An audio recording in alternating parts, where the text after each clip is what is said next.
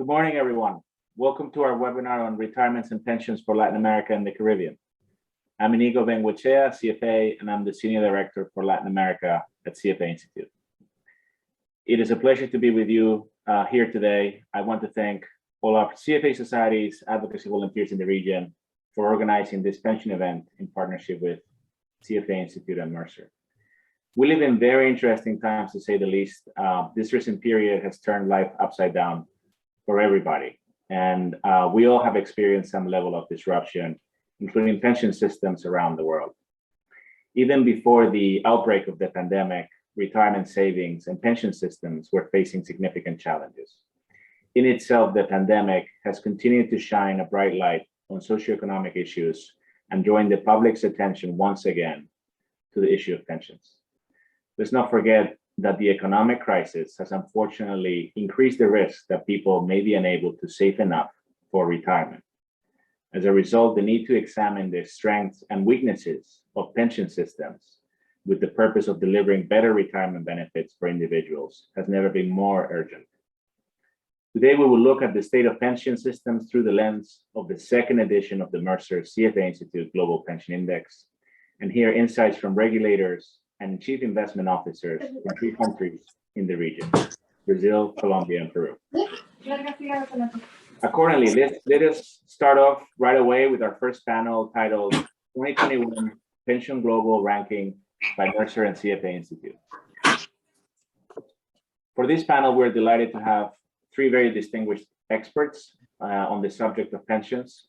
First, let me introduce my fellow colleague, Rebecca Fender, CFA. She's the Chief of Staff for the Research, Advocacy, and Standards Division at CFA Institute. Before joining CFA Institute, Rebecca worked at BlackRock and also worked at Cambridge Associates. She earned her undergraduate degree from Princeton University and holds an MBA from Darden Business School. In addition to Rebecca, I'm also delighted to introduce you to Scott Clausen. Scott is a partner of wealth at Mercer's London office. He's an actuary, a fellow of the Canadian Institute of Actuaries, and a member of Israel's Public Sector Plans Advisory Committee. He graduated with distinction from the University of Waterloo in mathematics in actuarial science. Finally, I'm also pleased to introduce you to Martin James, wealth leader for Latin America at Mercer. Martin has a Bachelor of Science in Chemistry and Business Studies from the University of Birmingham in the UK. He has been with Mercer since 2001, providing advice, investment and retirement advice to UK pension plans. And since 2019, he's a partner of wealth in Latin America. With that said, the structure of this first panel will be as follows. Rebecca will be providing an introduction to the Global Pension Index. Then Scott has kindly agreed to give us a global picture of the results and rankings, and we'll wrap it up with Martin talking to the Latin America results. I'd like to remind our viewers that we may have some time for questions at the end, so please submit them through the chat. We apologize for the inconvenience with Zoom and the technical issues, unfortunately with the platform issue. So thank you very much for your patience, and Rebecca, the floor is yours. Thank you, Inigo, and it's great to be with you today. I'm glad to be talking about the next edition of the Mercer Pension Index, the Mercer CFA Institute Global Pension Index. So we're, again, very pleased to be partnering on this project. So today we will provide the background around the index, why it's important, and the impact it can have for changing systems around the world. This is the 13th year of the index, and the objective is to demonstrate both the principles and best practices in the design of pension systems, and also to help us compare different systems so that we can determine what's working well and where there are elements that can be improved around the world. CFA Institute is very pleased to be working with Mercer and Monash University to bring this index to policymakers and investment industry leaders around the world. We know that pension systems and retirement plans are very important for the future of the financial system and resilience. And we believe that the investment industry has an important role to play in this. So it is imperative that we take the time to think about how we can make a difference in this area. So it's important, though, to note that as there are many different systems covered within this index, they are very different. And so let me explain a little bit more, as you see here, about that. So we will, let's see. So some of the factors that influence the effectiveness of a system include government policies, investor preferences, and cultural influences. These can all make pension systems very different from one another. And so it is important, as we look at this globally, not to make too many assumptions about what can happen from one system to the next, but to really look at the differences.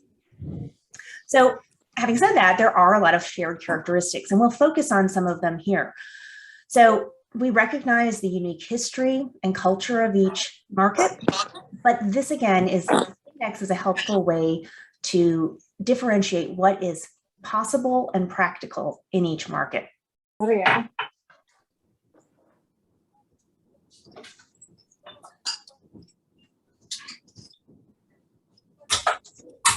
Let me continue on. So even before COVID, we would note that pension systems were facing significant challenges, and there were risks. People were, in many cases, concerned about the reliability of pension funds to deliver as promised, and also for their ability to save enough for retirement. What we find overall, of course, is that no system is perfect, but we can learn from each other. So on the next slide, you can see that the main message here is that this is a topic that is too important to ignore.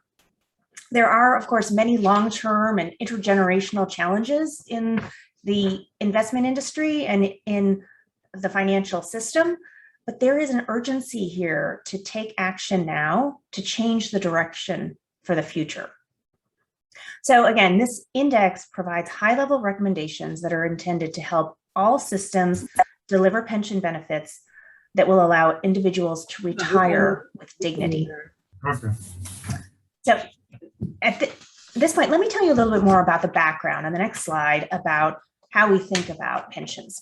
So in 2008, the World Bank outlined a 5-pillar system as part of its pension conceptual framework.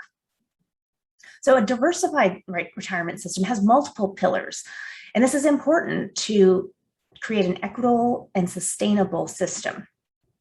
The first 2 pillars here represent public systems. The role of pillar 0 is to provide a basic level of pension to everyone, and it's not based on prior employment income or time in the workforce. It may be universal or it may be means tested. This pillar is typically funded from general tax revenue with the goal of alleviating the risk of old age poverty.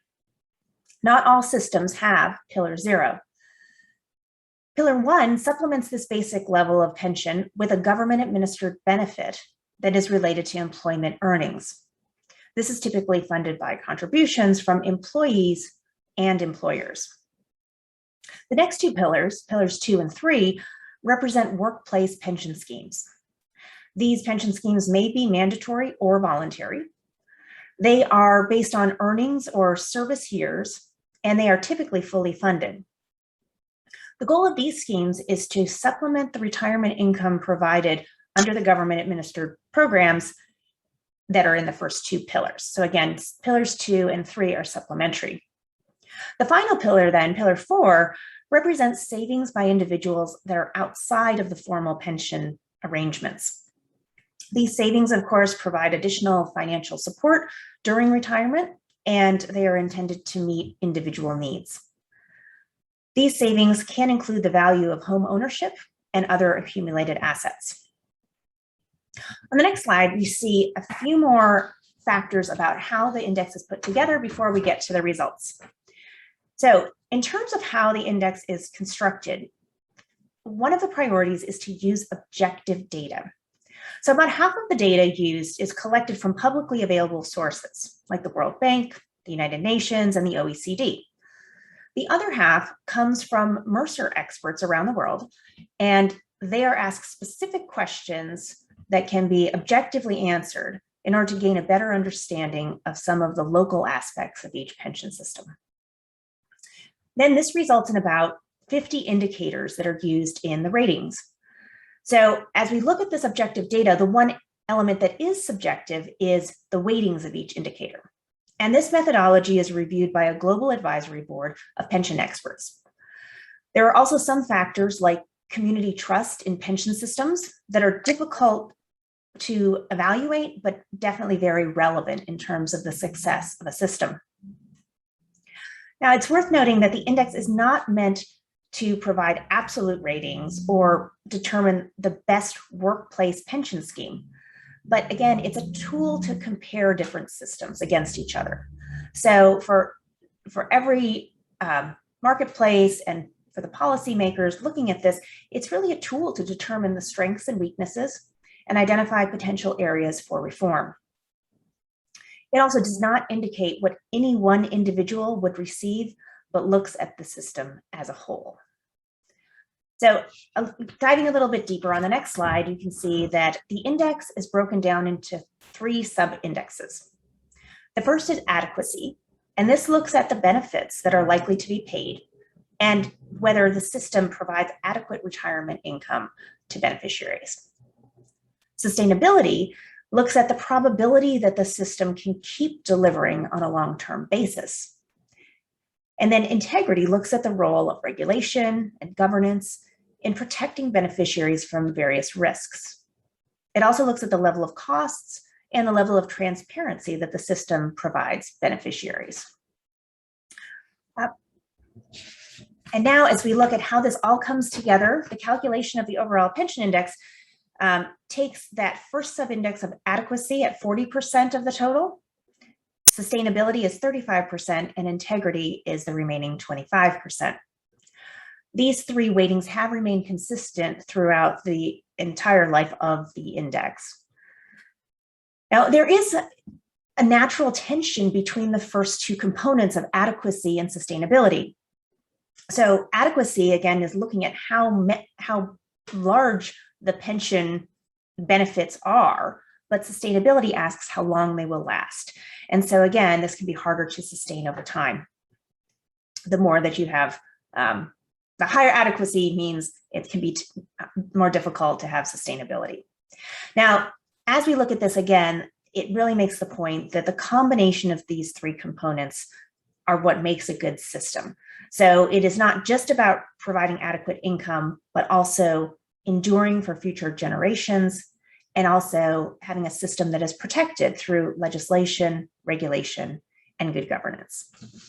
So with that, I'm going to hand it over to Scott, who can tell us a little bit more about the changes in this year's index and some of the results.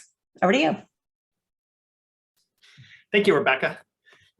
So yeah, every year we do try to improve upon the index from the prior, and in particular for 2021, there has been an addition of a new question related to the disclosure of cost to plan members. And this question is really trying to further expand on the importance of transparency in building trust. Given the significant increase globally in ESG and the importance of ESG in pension systems, the weightings and questions related to ESG have been expanded and enhanced for the 2021, as well as from the OECD. There was updated information that has been incorporated with respect to net replacement ratios of systems around the world.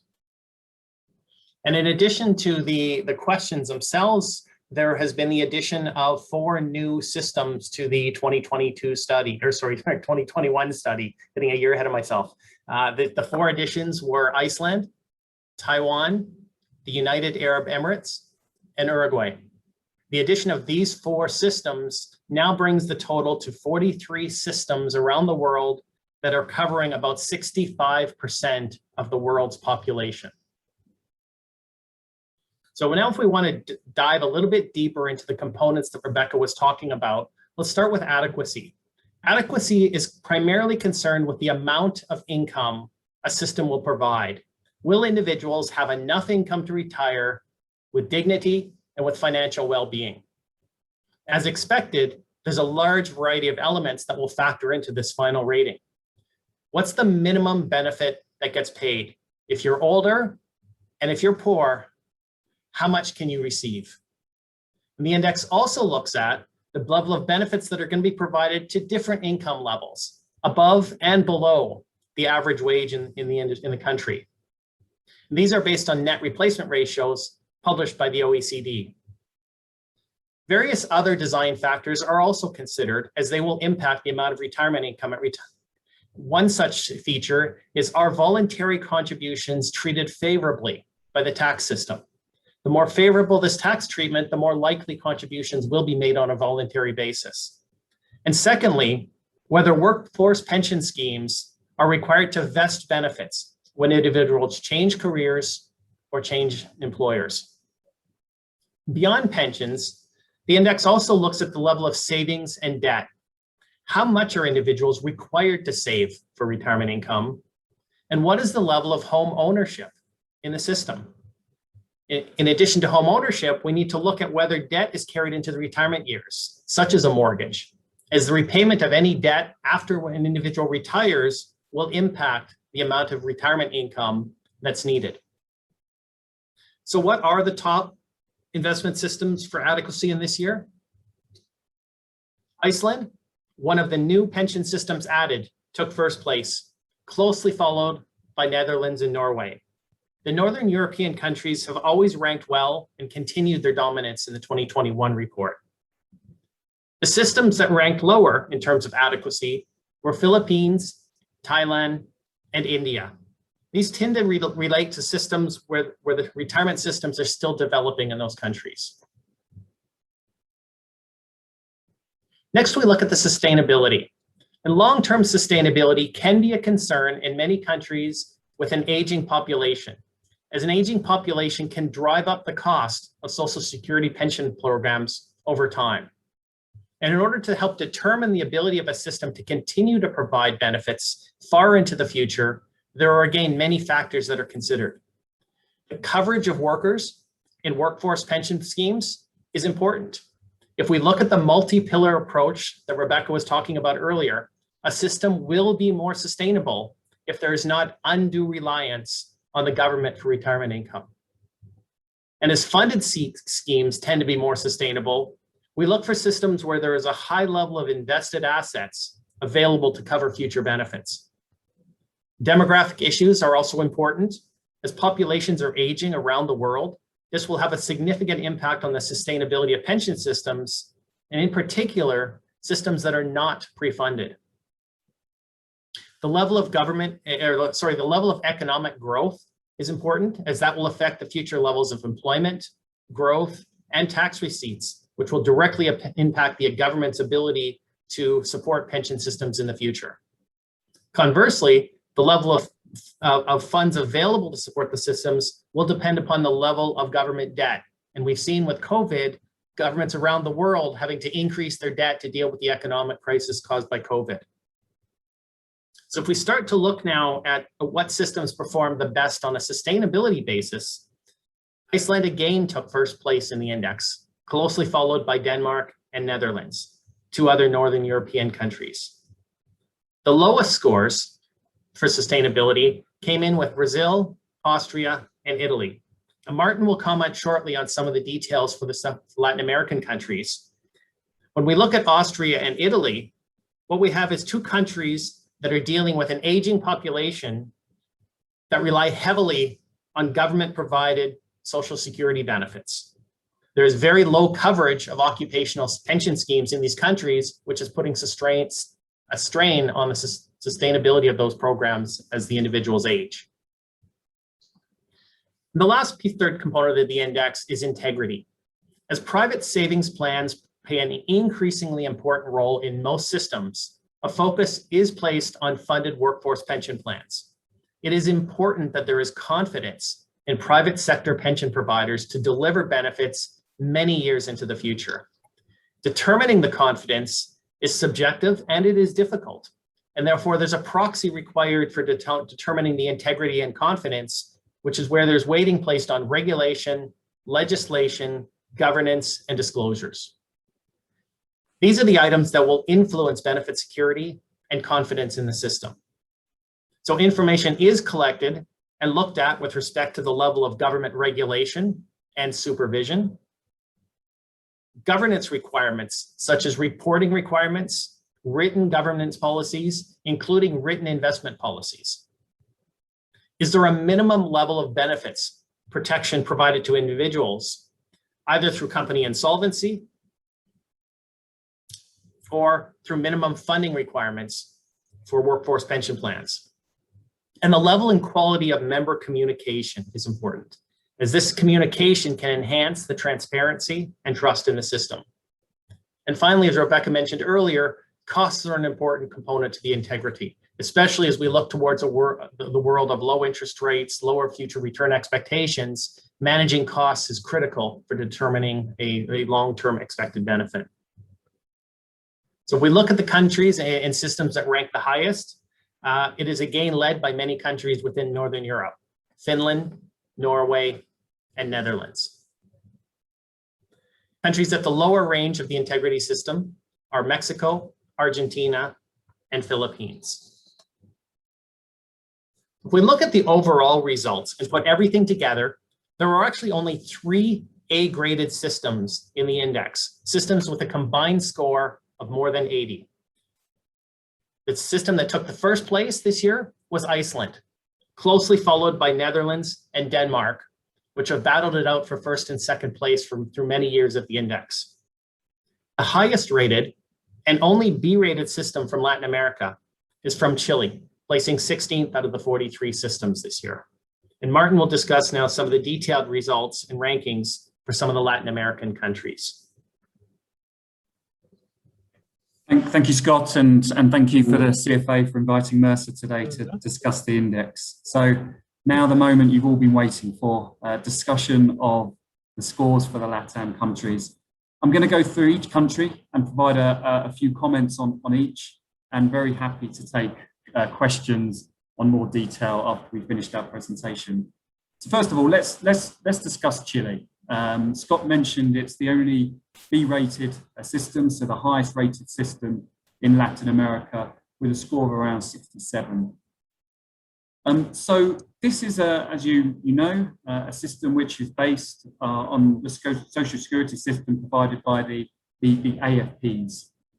It is a funded system, which, as we've seen, we like in terms of sustainability, and it is a system that actually covers a large amount of the working population. So the score for Chile is dominated by sustainability with a score of 69. Sustainability has a high weighting in the overall index. You can see that the score for integrity is also extremely high at 79% relative to the other countries. In terms of the regulation of the system and the requirements for pension schemes, they're quite robust, providing some protection for members and beneficiaries in the system, which brings the score up. Actually, the lowest score for Chile is actually in the adequacy area, in terms of providing a minimum pension to the poorest in the population, but also in terms of providing adequate replacement ratios for a range of other earners in Chile. And actually, as you're aware, this is what's caused some political tension in the country in terms of, is it providing the right adequacy? Another area I mentioned around Chile is probably not captured in the index, but over the last year or so, individuals have been allowed to withdraw their pension assets to fund the here and now, and that will obviously impact the pensions that they will receive in retirement. Yeah, obviously a very political issue, but one which is probably a negative to the system. The same is obviously the case in Peru as well. If I move to 2 neighboring countries of Chile with similar systems, Colombia and Peru, they both receive a C rating. Very similar systems, but the sustainability of those 2 countries, the scores are much lower in the 40s. The system doesn't cover as many workers. And the other score, which is lower, is that the pension scheme assets as a percentage of GDP is much lower than Chile as well. But they both have relatively high scores for integrity as well in terms of the protection of the regulation of the system. And indeed, both Colombia and Peru have high adequacy in terms of providing better replacement ratios for beneficiaries. The contribution rates are actually historically a little bit higher in both of those two systems. It's worth bringing in Uruguay into the conversation at this point, a C+ rated system, so in between Chile and Colombia and Peru. A similar type of system with high score for integrity. Sustainability is a little bit higher because the coverage is a little bit better, and the adequacy is higher than both Colombia and Peru as well. Mexico, with the Afora system, very similar to the AFP system, scores much lower. It's actually worth noting that adequacy score has increased from 2020 to 2021, going up from 36.5 to 47.3. The pension reforms that were passed last year will increase pension contributions from 6.5% to 15% of salary over the course of a number of years. Perhaps we might have expected that score to be a little bit higher and something that's worth looking out for in future years. But really the score that lets down Mexico is the integrity score at 43.8. This isn't necessarily to do with the Afora system, but the regulations for additional and supplementary occupational pension systems, which score quite low. So that just leaves us with Argentina and Brazil. Very different types of systems in both of those countries, as you know, unfunded pay-as-you-go systems. And the reason that the scores are so low is the sustainability scores in the 20s, as you can see there. An unfunded system puts a lot of pressure on the country in terms of making sure that those pension obligations can be paid in the future. And some of those obligations are quite high. You can see that adequacy score for Brazil is actually quite high. Pension reforms have been passed in Brazil, which potentially will improve the sustainability score in the future. But we feel that until there is more mandatory supplementary plans that are funded in Brazil, it will be difficult for that score to be higher. At the moment, occupational pension schemes are voluntary in Brazil and don't cover a large enough number of workers. So hopefully that gives you a little bit of insight into the scores of the Latam countries. As I say, happy to take questions after the presentation if there's time. But Scott, back to you for some further comments on the index. Thank you, Martin. So again, when we look at the index, one of the greatest benefits of the index is really to try to help identify areas for potential reform, understanding what different systems can learn from each other. So there are a number of global reforms suggested, recognizing that not every one of these reforms is needed in every single system. There are differences. But in general, it's important to look at increasing the level of coverage and savings, and in particular under workforce pension schemes. It is important that individuals do not need to rely too heavily on a single source of retirement income, such as government benefits, especially in an aging population. Industry support for large collective plans, which benefit from economies of scale, and from portable retirement schemes that recognize the mobility of workers become important. And while we look at mortality impacts of COVID has been on everybody's mind for the last year and a half, life expectancy has actually been increasing for several decades. And this leads to two recommended policy reforms. One is that the age for state pension plans for Social Security benefits should continue to increase as lifespans go. And we should also encourage higher participation rates in the labor force for older workers, as individuals are typically healthier at much later ages than they were in the past.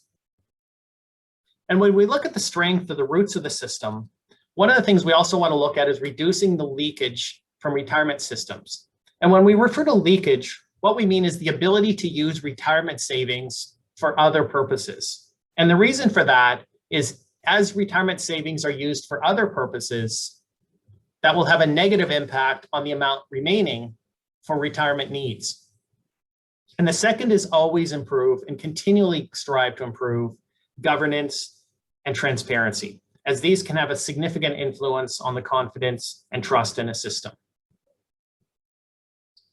So that concludes the main topic of the ratings of the 2021 pension index. But every year there's always a special chapter or something that we want to take a look at. And for 2021, this chapter was looking at gender pension gaps. It's based on information published by the OECD. It was actually published earlier this year on International Women's Day. And one comment I will make is that these results look at current pensioners, which means results are heavily influenced by the history because most of the pensioners today were in the workforce 20, 30 years ago. So if we look at the chart and information published by the OECD, we look at the gender gaps in various countries around the world. And this gap, the way the gender gap is calculated is we look at the difference between the average male and the average female pension and turn that difference into a percentage of the average male pension. And as an example, if the male pension is equal to twice as much as the female pension, we would see a gender gap of 50%. And we see a very wide range of gaps around the world, almost as high as a 50% gap in Japan, down to as little as 8% in Estonia. But what is important is that every single country that was included in the analysis showed a gender gap. So one of the questions we look at is, how do we reduce this gender gap in the future? And the first thing we need to do is understand why it exists.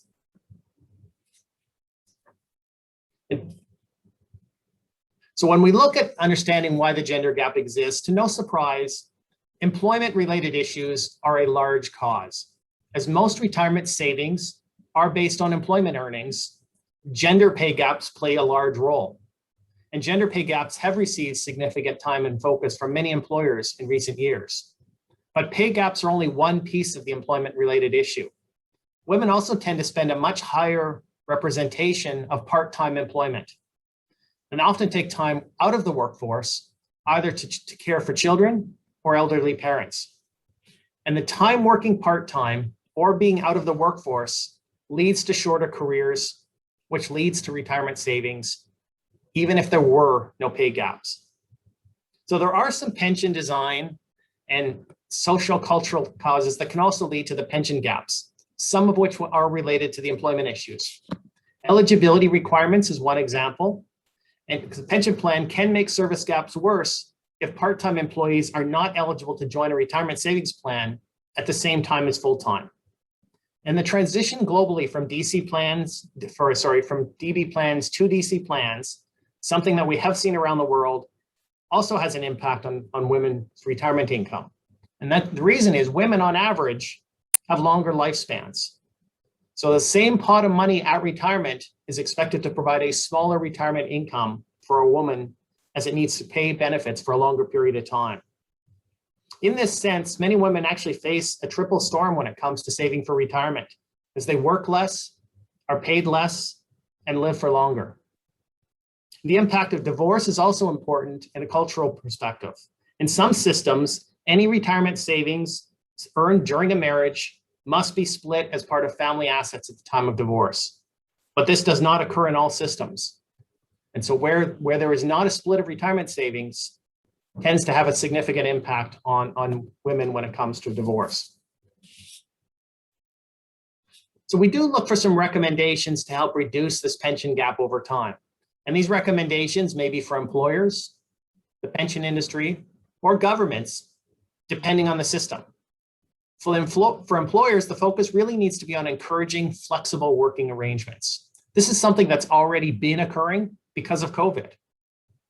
But this also includes eliminating different pension treatments for different classes of employees, such as part-time and full-time employees. It means continuing to review and eliminate gender pay gaps that may currently still exist, and strive to have gender representation at all levels in the organization. From an industry perspective, improvements can likely be made with respect to eligibility if there are restrictions, as well as improving communications so that it reflects both male and female perspectives. And from the government or system designer perspectives, it's important to find innovative ways to try to provide benefits or additional benefits through Social Security programs for women that have taken time out of their careers to raise children or elderly parents and are therefore not covered by a workforce pension plan at that time. What is clear is that any type of pension reform to close this gap will require a combined effort from all stakeholders.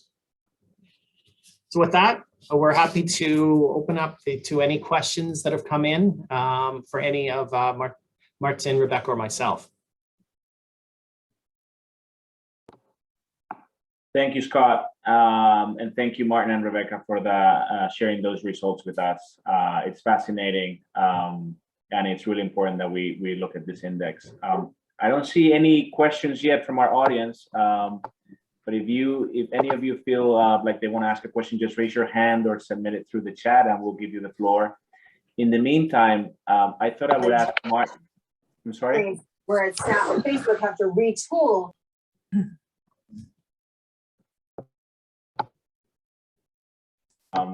That's okay. I thought I would ask Martin. So Martin, what do you think, recognizing the differences between the countries in Latin America, what do you see as the largest hurdles to improving pension systems in the region? Yeah, the first point is not actually to do with the pension systems themselves, but it's getting more people into the pension systems. So the coverage. A lot of the scores were reduced on sustainability because of coverage of workers. So I mentioned Colombia and Peru in particular, but I think it's the same in a country like Mexico as well. A large informal workforce in these countries, a cash economy, means that many earners aren't saving towards their retirement. And of course, that puts a lot more pressure on the government as well for individuals and families for individuals in their old age. The same is probably the case in Argentina and Brazil, as mentioned, in terms of coverage. Yes, there is an unfunded pension system to have coverage, but for a sustainable system, there probably needs to be additional supplementary pension schemes that are made available through the workforce, that are funded, that cover a wider amount of population. So I'd say that coverage is a key one. There are some countries where the minimum pension to the poorest is probably too low. Countries such as Chile and Colombia and Peru as well. It's something that potentially needs to be looked at as well. There's a couple of issues that I can see, not easy to solve, or all of them, but worth pointing out. And if comparing it to other pension systems around the world, which do cover more of the population. Thank you, Martin, for that. Scott, let me turn over to you and ask you of the top ranked systems that you mentioned. What makes them the top performers? What characteristics makes them the top performers? Yeah, no, that's a good question, because the top systems do tend to share several common characteristics. And I think if we look back to the way Rebecca first described it, is they tend to rely heavily on the multi-pillared approach, not having too much retirement income from one single source. So they tend to have very strong government benefits provided, Social Security benefits that are trying to provide a benefit of about 25% of the average wage for all individuals to try to alleviate poverty. They tend to have very high coverage, if not mandatory coverage requirements under workplace occupational pension schemes to supplement the government benefits. And they tend to have a very high level of pre-funding of assets, and therefore a high base to not have to rely on future income or future government sources. And I guess the last source they have that's common is their governance requirements tend to be very high with respect to governance, annual reporting, and communication to plan members. So they as I said, they sort of pick across all of the multi-pillar forces and are fairly strong in every single one of them. Thank you, Scott, for that. Rebecca, let me turn it over to you, and let me ask you, if we were to give advice to some of these countries, what are the best ways to move up in the rankings? Yeah, it's a great question, because the reason we were very enthusiastic about supporting this index is that there are practical steps to take, not always easy steps, but they're laid out very clearly in the document what each system could do. So one of the other things that we've been thinking about, though, is not just what you do, but how you make change. And so in conversation with the lead author, David Knox, who's been doing this for many years, we talked about how do reforms happen, how do you make them effective, and how do you adopt better practices. And so he said there have been really two different ways over the years that this has come about. Sometimes it's just simply top down from pension regulators, and they take some of this advice to heart and they can see the results. And so that's great. And it's nice to see how the index has had that influence over the years. But the second option is that on the private side, there are more and more plans that start to adopt these techniques. And so while the index isn't set out as ranking or different systems based on the best practices can be driven by the private side, and then it makes it much easier for new regulations and governance to come about from a top-down perspective. So we like the fact that there is evidence that public and private collaboration can be useful in moving the needle here and just creating more impact. So that's what we're going to try to continue to encourage. Thank you, Rebecca. We still got some more minutes for a couple of questions, guys, if you don't mind. So while we have this great panelists with us, let me just make the most of our time with them.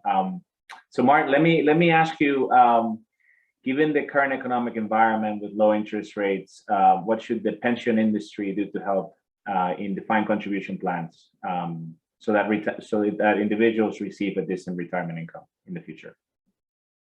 Yeah, you've obviously given me a very investment-heavy question there, but I'm going to probably give an answer first of all, which is not investment related. The most important thing for people to do is to clearly save for retirement. So regardless of what your assets are doing, once you save, the contribution rates are extremely important. Mentioned that even in Chile, which has a B-rated system, potentially the replacement rates aren't high enough and people aren't getting an adequate retirement savings. So the people responsible for designing the systems need to think about that. But of course, employers can do a lot with supplementary pension schemes, etc., thinking about getting people to the point where they can retire. And the tax system in country encouraging contributions. So I wanted to make that point first of all, that savings is extremely important. And of course, once people have saved and they've built up their pot, as they get into maybe the last 10, 20 years before retirement, the investment returns are going to be extremely important at that point. And low interest rates aren't going to leave a huge amount of opportunity in the future to maybe generate the types of returns that we've seen in the past. But what we're seeing, and I'm certainly seeing in Latin America, is some of the investment professionals looking after the AFPs, etc., are looking to expand investment into things such as private markets, whether it's private equity, private debt, infrastructure, real estate, etc., as an additional driver of returns, and other types of alternative types of assets as well for diversification.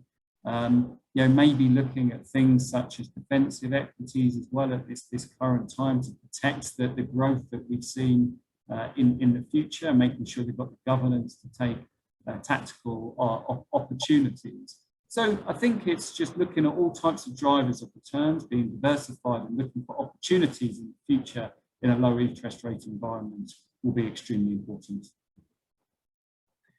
Thank you, Martin, for that. I have room for maybe two more questions. We'll make it quick. Scott, so you talked about the gender pension gap issue. Do you think this is recognized and it's being narrowed at this time? It's a good question, and recognize the time. I'll give a fairly short answer here as well. I think the fact that there's a gender wage gap has been well recognized, well reported, and organizations are working towards it. I think the other elements that contribute to pension gaps, and in particular differences between part-time, full-time work and time out of the workforce, that secondary aspect is not as well understood or recognized or considered at this point in time yet. So I still think there's a lot of time to really understand not just wage gaps, but service gaps and how that impacts males versus females. Thank you, Scott. Rebecca, last question for you. Do we see from the report gender differences in how male and females invest? And does that impact their retirement outlook?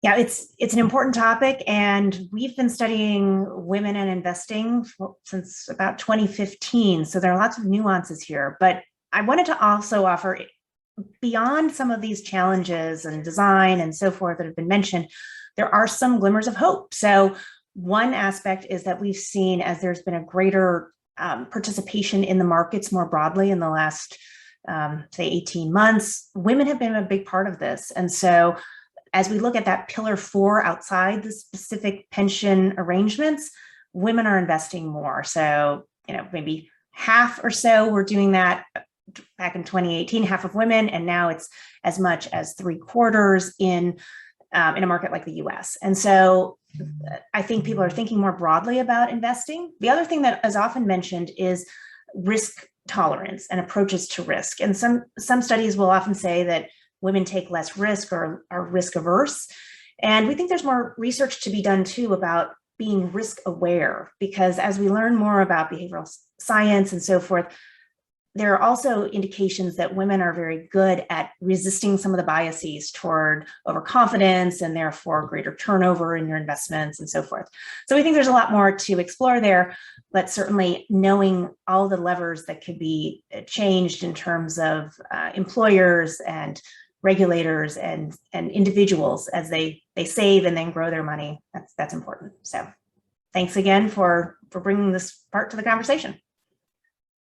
Thank you, Rebecca, and thank you, Scott and Martin, and also Rebecca again for sharing your views, for being here today, for participating, and we really appreciate it. Okay, so we are ready to move on to our next panel, and as Rebecca, Scott, and Martin gave us an overview of the index and the results, we now have time to dive in deeper into the region, and for that we have 3 very distinguished regulators, very important regulators from Brazil, Colombia, and Peru. And our speakers are going to try to cover the current challenges to their pension systems, as well as the trends they see in investment products and ESG and sustainability. So for our audience today, let me introduce you to Lucio Capelletto. Lucio is the superintendent of PREVIC, the National Superintendents of Complementary Pension. Lucio is a doctor in controllership and accounting from the University of Sao Paulo, has a master's in administration from the University of Brasilia, and graduating in accounting and administration at the Central Bank of Brazil. He was also the secretary of the Financial Stability and a consultant to the Collegiate Board of the Central Bank of Brazil. Thank you, Lucio, for being here. It's a pleasure to have you. Thank you for the invitation. It's a pleasure to be here. Thank you for CFA Society Peru. And then it's a pleasure to share with you what we have done in Brazil, and also what we have as our perspective in terms of our future. I will share with you some slides. Feel free to interrupt me anytime.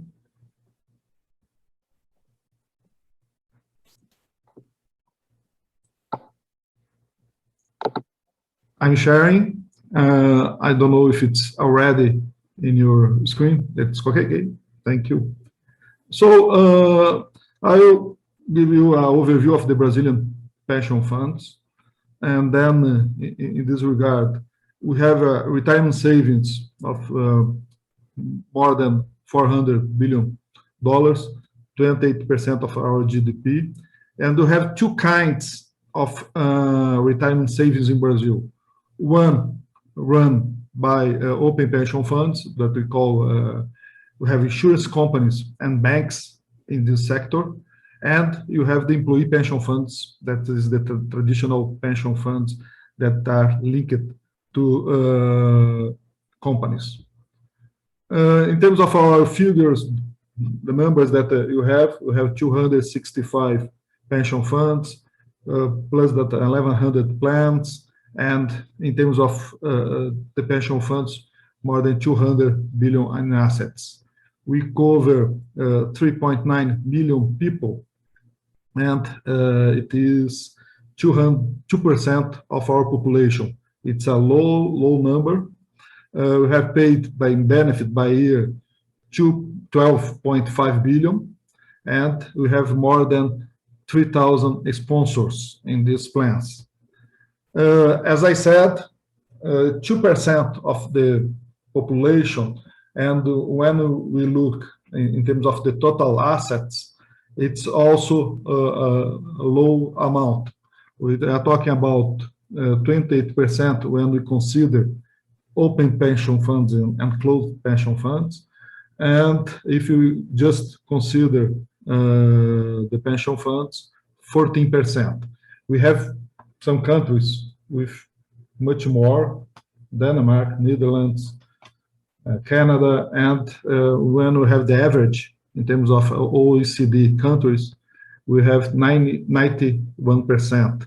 So Brazil has a vast way to increase this participation. Looking at the economically active population with retirement savings, the numbers are the same.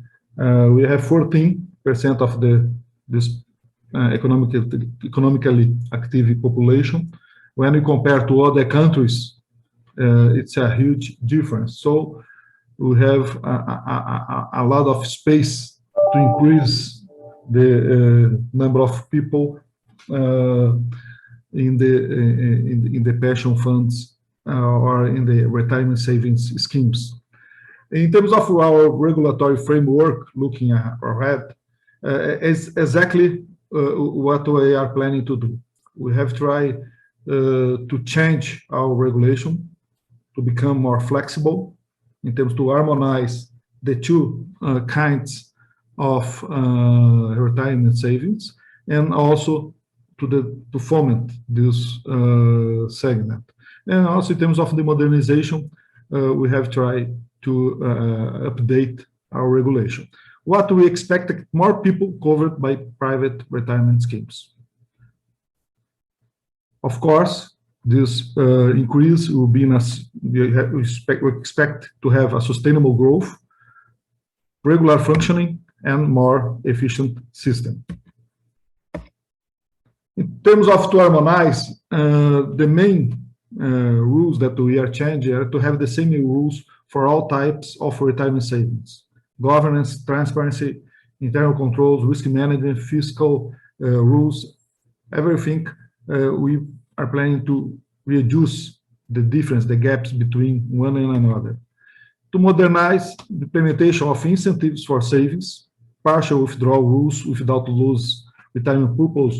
Today, you don't have this possibility of a partial withdrawal. Enforcement improvement also in order to give more confidence to our segment.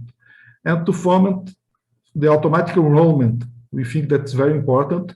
And there is a purpose into the National Congress in order to have this. Enlarge possibilities to other benefits plans by corporates, and also complementary activities by the pension funds. Regulatory framework, what has been implemented? So we look at what we are planning to do, and now what we have implemented in Brazil. The regulation, it's the main objective is to arrive robust governance, efficient internal controls, effective risk management. And in this sense, we have implemented regulation to have a high level of requirements for directors. Proportionality, we consider different kinds of pension funds depend on size or complexity. Dedicated supervision, also to the more important pension funds. Independent audit, specific reports. Investment rules, we have changed the investment rules in order to have a segregation between risks, analysis, and investments. Auditing committee was implemented. Prudential measures in order to have enforcement. And transparency rules that we consider very important for the participants in order to mitigate the asymmetry of information between the participants and the sponsors. Also, I think that it's important to talk about the market volatility of Brazil. As you know, we have a very high volatility in Brazil, and it impacts the pension funds' assets and liabilities. As you can see, in terms of interest rate, in few months, we have a huge up and down movement. Also, here, of course, in the crisis, the world have the same problems or the same volatility. However, in Brazil, it's a high beta. Sometimes it's more than other countries. Okay, it's important because 1% that you have that you change in the market, you impact the asset liabilities in the pension funds balance. When we look at the risk balance of the pension fund, and you have in the asset side, you have the traditional financial investment risks, market risks, liquidity risk, credit risk, and recently ESG risks. When you look to the right side, you see operational risks. Of course, every kind of retirement scheme, every plan has, and you have actual risks. Then when you have risk benefits, it's particularly to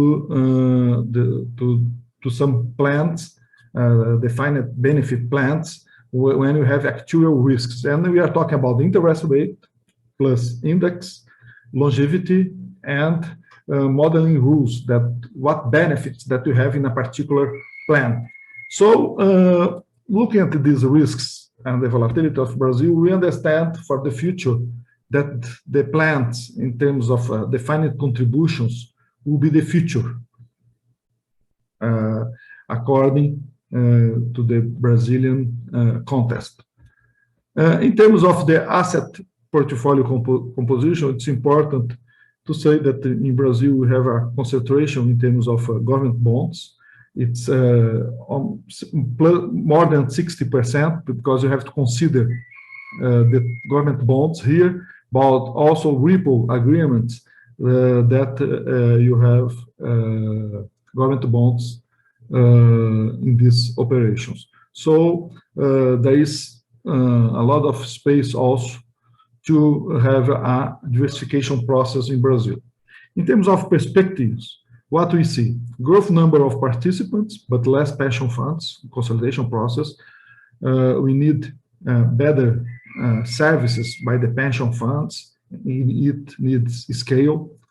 Harmonization rules of private pension rules, as I said, diversification in asset allocation, and intensive use of IT and innovation, better products and services more suitable to participant needs. At last, Brazilian pension funds reports, I'd like to invite you to read our report that it's available at our internet page, and you can have a very good overview of our system. Thank you. Thank you, Lucio, for your presentation, and we really appreciate your time. I hope you can stay for the questions from our audience, but thank you for that. Of course, I'll be here. So let me introduce our audience to our next two speakers. Luis Felipe Jimenez, who is the Deputy Superintendent of Pensions at the Superintendents of Colombia, the Financial Superintendency of Colombia. He holds a bachelor's degree in economics, a master's degree from the National University of Colombia, and a master's degree in public policies from Georgetown University. He has worked as an advisor to the Financial Superintendent in Colombia and as a consultant to the World Bank. Welcome, Luis. And after Luis's presentation, we'll have Mr. Elio Sanchez, who is Deputy Superintendent for Pensions at the Superintendency of Banking and Insurance and Private Pension Funds Administration in Peru, or known as SBS. He has a degree in economics from the University of Pacifico, a master in administration from the Maastricht School of Management in Holland, and a PhD in strategic administration from the Pontificia Universidad Católica del Perú. He has a long experience in the private pension system. He joined the superintendency of AFP, where he served first as head of research, and then development and major planning at SBS. And he has been president of the International Association of Pension Fund Supervisory Organizations. So welcome, Elio, as well. I'll give the floor first to Luis, and when he's done with his presentation, we'll turn it over to Elio, and then open the floor for questions. Luis. Thank you very much, and hello everyone. Let me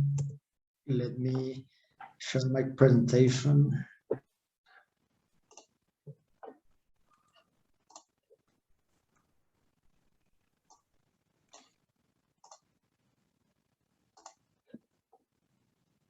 Okay, can you see it? Yeah, okay, right. So I'm going to talk about three main trends that I'm going to focus here in the more in the investment processes. And I'm going to talk about three main trends that we think are going to shape some of the investment processes in the region, and very focused on defined contribution plans. And I'm going to talk about three main topics. The first one is a link between asset management and benefit. The second one is the role of pension funds pension funds are going to have in the economic recovery. And the third one is what are the new regulations that we are expecting that will happen in Colombia within the next years. So the first topic is how should we align investment processes and benefits, and I think this is something that we have to do. And here I'm talking about how do we move from the current optimization process that is thought in absolute terms, and how do we move towards a more an optimization process relative to the income at retirement. And this is going to make a very big change in terms of the alignment between asset management and benefits, because here I put two graphs of the same fund that are two graphs that may be very familiar for people who work with pension funds, but these are Merton's graphs. And there are two graphs from the same fund. The left-hand graph shows the volatility in absolute terms, in the percentage change in asset value. As you can see, it's a very low risk fund. But when you look at this same fund as changes in the income received at retirement, what you see is that it has a lot of volatility. And why is that? Because the link between savings and, as you may know, between savings and income at retirement are annuities. And at the end, annuities are the price of the annuities is really can be very volatile because it's a very long-term product. Just let me give you an example here. If you had $100,000 in the US and you were 65 years old in 2009, you could buy an annuity that would pay you around $1,000 per month for the rest of your life. But 1 year later, if you still had 65 years old, if you still were 65 years old, and you had exactly the same amount of money, $100,000, you could only buy an annuity that would pay you $750 per month. So this is like if you were thinking about savings, your savings were really, really stable, no volatility in savings. But when you are thinking in terms of income at retirement, you would have lost around 25% of your income at retirement. So even if it seems like a very semantic discussion, it's a very important discussion. And what the message here is that in pension systems, money doesn't matter. And what really matters is the monthly amount of payments that you will receive at retirement. And these are two different things, and we have to think in the second. So the second thing is that we as regulators and supervisors, we are still thinking in an absolute way. These are the results of a survey that we just performed in a paper that I'm going to talk about in a few minutes. But what the result, we surveyed most of the regulators and supervisors in the region in Latin America, and what the answer is that none of us have some risk liability risk metrics when we are thinking about DC systems. We are still thinking in absolute ways, in absolute terms, and this is reflected in portfolios. I just put here the duration of the portfolios, of the pension portfolios in Colombia. Let me focus only on the green bar that says the conservador. This is the conservative portfolio. It's a low risk portfolio that is designed for people who are getting close to a pension, and so these people should buy an annuity when they get out of this portfolio. But when you see the duration of this portfolio, the duration is around 5.5 years in the low risk. And when you compare it with the duration of the reserves of the life annuities, you see that there is a mismatch of around 4 years in duration. What does it mean? It means that you have a long position in the conservative portfolio, that are your savings, that have a 5.5 years duration, and then you're going to buy a product which underlying assets have a 9.5 duration. So if the curve flattens at the end, what you are going to have a very stable amount of savings, but you're going to have a lot of volatility in the price of the annuity. So at the end, you're going to have a lot of volatility in your income at retirement. So this is a risk that we are facing, and we have to start measuring it and dealing with. Let me say that this change has already been implemented in Mexico. Mexico already moved to a targeted funds, which benchmarks already incorporate the income at retirement as part of the elements that they consider when defining these benchmarks. In Colombia, we're having these discussions. We are still having these discussions, but these also represent a very big challenge for regulators and supervisors. But because what we want to do is to move from a mean variance optimization, that is the current mean variance optimization, to a goals-based asset allocations, but also maintaining a lot of discretionality in pension managers in order to allow them to implement alpha generating strategies. What we don't want is to finish with end with a liability, with a ALM, very strict ALM model that cannot take advantage of some of the opportunities of the market. So this is going to be a big challenge in the design of this kind of product.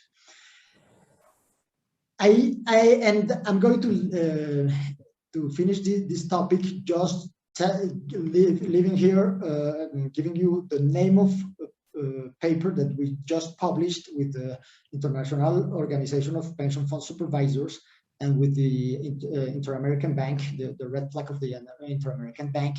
This paper was written by Daniel Mantilla, and what he does is try to simulate what would have happened in the Colombian portfolios if they had implemented some goals hedging strategies during the history, and they compare it with the current strategies, And what it shows are two things. First, the Colombian market is deep enough to implement these strategies.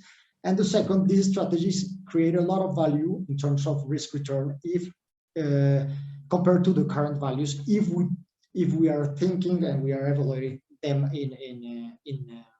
relative to the income at retirement. So if you want the paper, I can send you the link. It is in the Inter-American Development Bank, but I can send you the link through the CFA Society. So this was the first topic. The second one is about what should be the role of pension funds in economic recovery. And here I'm not thinking about withdrawals. I'm thinking also only about asset allocation and investment processes. And just let me say that at least in Colombia, banks had and I think in most of the countries, banks had a very important role during the crisis. They deferred capital payments, deferred interest payments. They also helped governments to pay subsidies. And now, at least in Colombia, a lot of people are thinking about that pension funds should play a very important role in the economic recovery.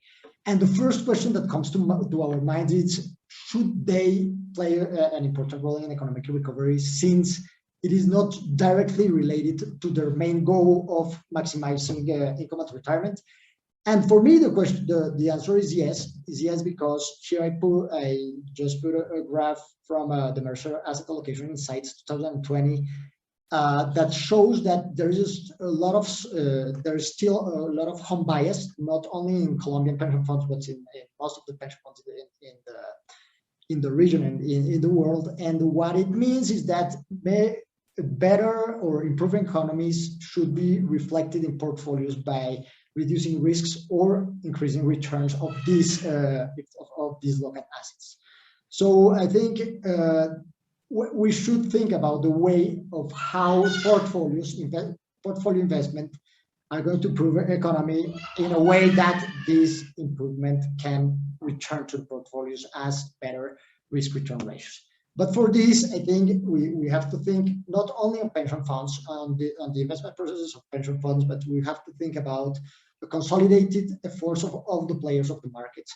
And here I'm thinking about how issuers design their corporate governance and disclosure processes in order to comply with all the requirements that need pension funds to invest in, how structurers understand demands of assets, understand how pension funds are going to execute all their strategies, if they are going to execute their strategies through private equity funds, through private debt funds, through direct investments, and what kind of duration do they need, and to reflect all these needs in the structures they are going to design.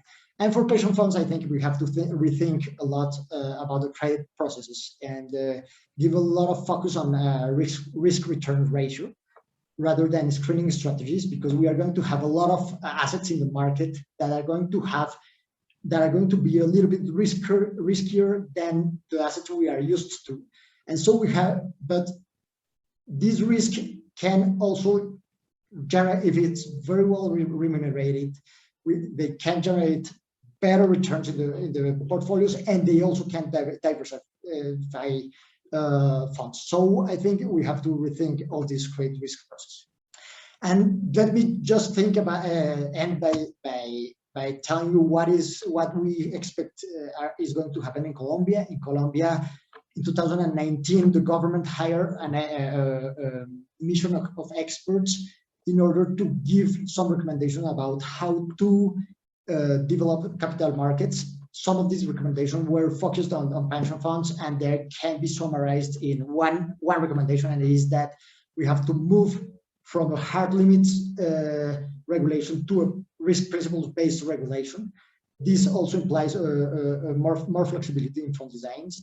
We are hoping this regulation is going to be implemented in the next year, and from the superintendency, we are preparing for the implementation of this regulation, and we already have a roadmap that is a document that is that you can find in the superintendency website. That was the result of a huge discussion that we had last year with the industry, with a lot of players. One of them was Mercer, And we defined what is the roadmap in terms of corporate governance, investment and risk principles, ESG, disclosure, and how are we going to implement this. So a small point of this has been already implemented. We already, there is no longer limit for private equity fund, local private equity funds. There is no regulatory limit. The limit is defined by internally by AFPs, but we hope that we are going to have a more general change in the next years. So I leave you this information here. I can send you also the link to the document, but I think that there's a lot of information for 15 minutes. So thank you very much. Thank you, Luis Felipe. We really appreciate that overview from the regulator in Colombia. So thank you for that fascinating presentation. Let me just introduce our next speaker, Mr. Sanchez. Elio, the floor is yours for your presentation. Elio works at the Superintendent of Banks and Pension Funds. Elio, por favor. Thank you very much. Thank you for the invitation. It's a pleasure and of course an honor to be part of this panel. Let me share with you my presentation, please.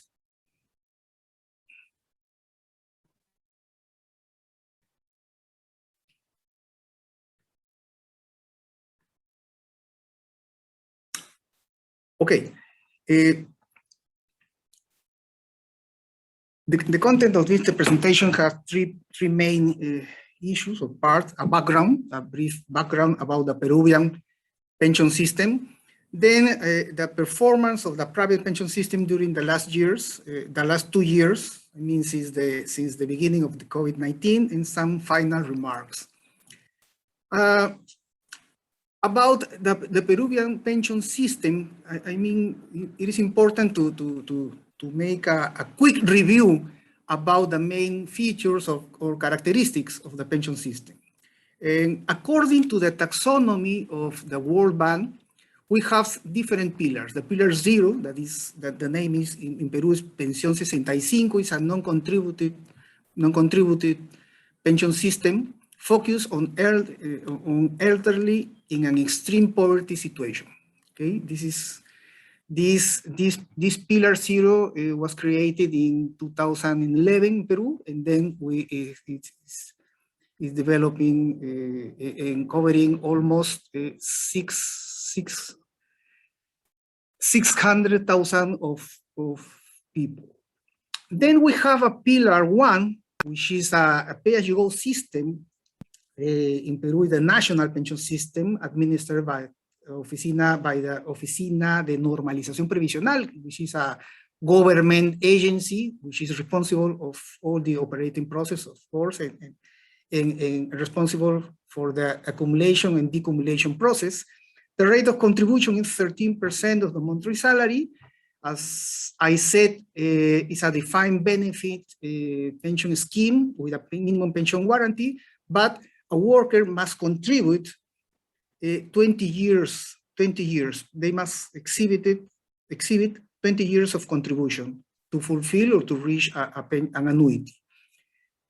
Then we have the second pillar, which is the private pension system. It was created in 1992, December 1992, and began to operate in June of 1993. The rate of contribution was 10%. An important issue to mention here is that we have in this pension a multi-fund with 4 funds.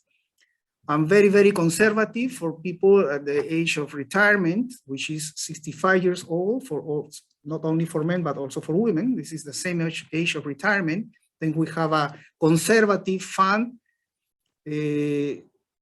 We have a balanced fund. This is the most important, with 90% of the members of the private pension system. We have a very aggressive pension fund. And benefits, about the benefit, we have annuities, as in other countries or jurisdictions, we have also an annuities, but also a scheme, the name is program withdrawal, as in many other countries in Latin America. And since 2016, we have a lump sum benefit, which is the 95.5% The other percentage is to cover the health insurance for elderly or for retirees. And we have also a pillar number 3, which is a voluntary saving in the private pension system with a contribution with retirement purposes or not. To comment here in this background stage, I must mention that the social protection pillars in Peru are not integrated. This is one of the main problems in Peru. And it will be part of a pension reform. We have two systems that compete with another, two contributed pension schemes that compete for new workers in the labor force. I mean, a worker must choose between DC or DB system when very, very different kind of benefits. We have in the private pension system, we have an annuity, we have a lump sum. I mean, the lump sum is the most important is the last during the last years. Annuities have an index, are indexed with a 2% on an annual basis. And in the defined benefit is a nominal amount of annuity with a minimum pension warranty. In the private pension system, there are not a minimum pension warranty. And they are very, very, very different and managed by different entities. No, Pension 65 is managed by the Minister of Inclusion, Social Inclusion. We have the ONP and we have the private pension managers known as AFPs. Another problem or structural problem in Peru is that we have a large informal sector that are unprotected because they are free to enroll to a pension system. And we have 60% of the labor force population that are not covered by a pension system, or maybe they are not a regular contributor to the pension system. So for the Peruvian system, of course, it's important to improve some mechanism to promote or incentive for retirement savings. Let me move to the last 2 years. During the COVID-19 pandemic situation, let me share with you some very interesting evolution. In the bars, we have the new members, new enrollment to the pension system. As you can see, there is a drop in April the last year, and then the new enrollment improved, and we reached an historical number of new members or new enrollments in the private pension system. The last month, we had 51,000 of new workers that enrolled to the private pension system. This is the highest level of enrollment. We know that maybe this is a part of the withdrawal situation, maybe, and of course the improve in some economic activities. It comes in parallel with the line in red that you can see, the collection of contributions to the private pension system also increased with higher levels than the pre-pandemia episode that we have. We recovered the pre-COVID levels with both enrollment, new enrollment, and in the collection of contributions to the private pension system. Then we have, I guess, the same situation that in other pension jurisdictions. I mean, we have a drop in the first month of the last year because of the COVID situation. And then it recovered since April or May of 2020. As a previous background, let me show you in the left side of this slide that since the creation of the pension system, we have 19 or 20 episodes of financial crisis that the pension system could recover. Maybe if you see the subprime crisis is recovered. And then since May of the last year, the balanced portfolio and the aggressive portfolio had a very, very interesting recovery. As a result, we had a rate of return in July or August of 14%, positive 14% in the balanced fund and more than 20% in the aggressive fund. So it was very interesting.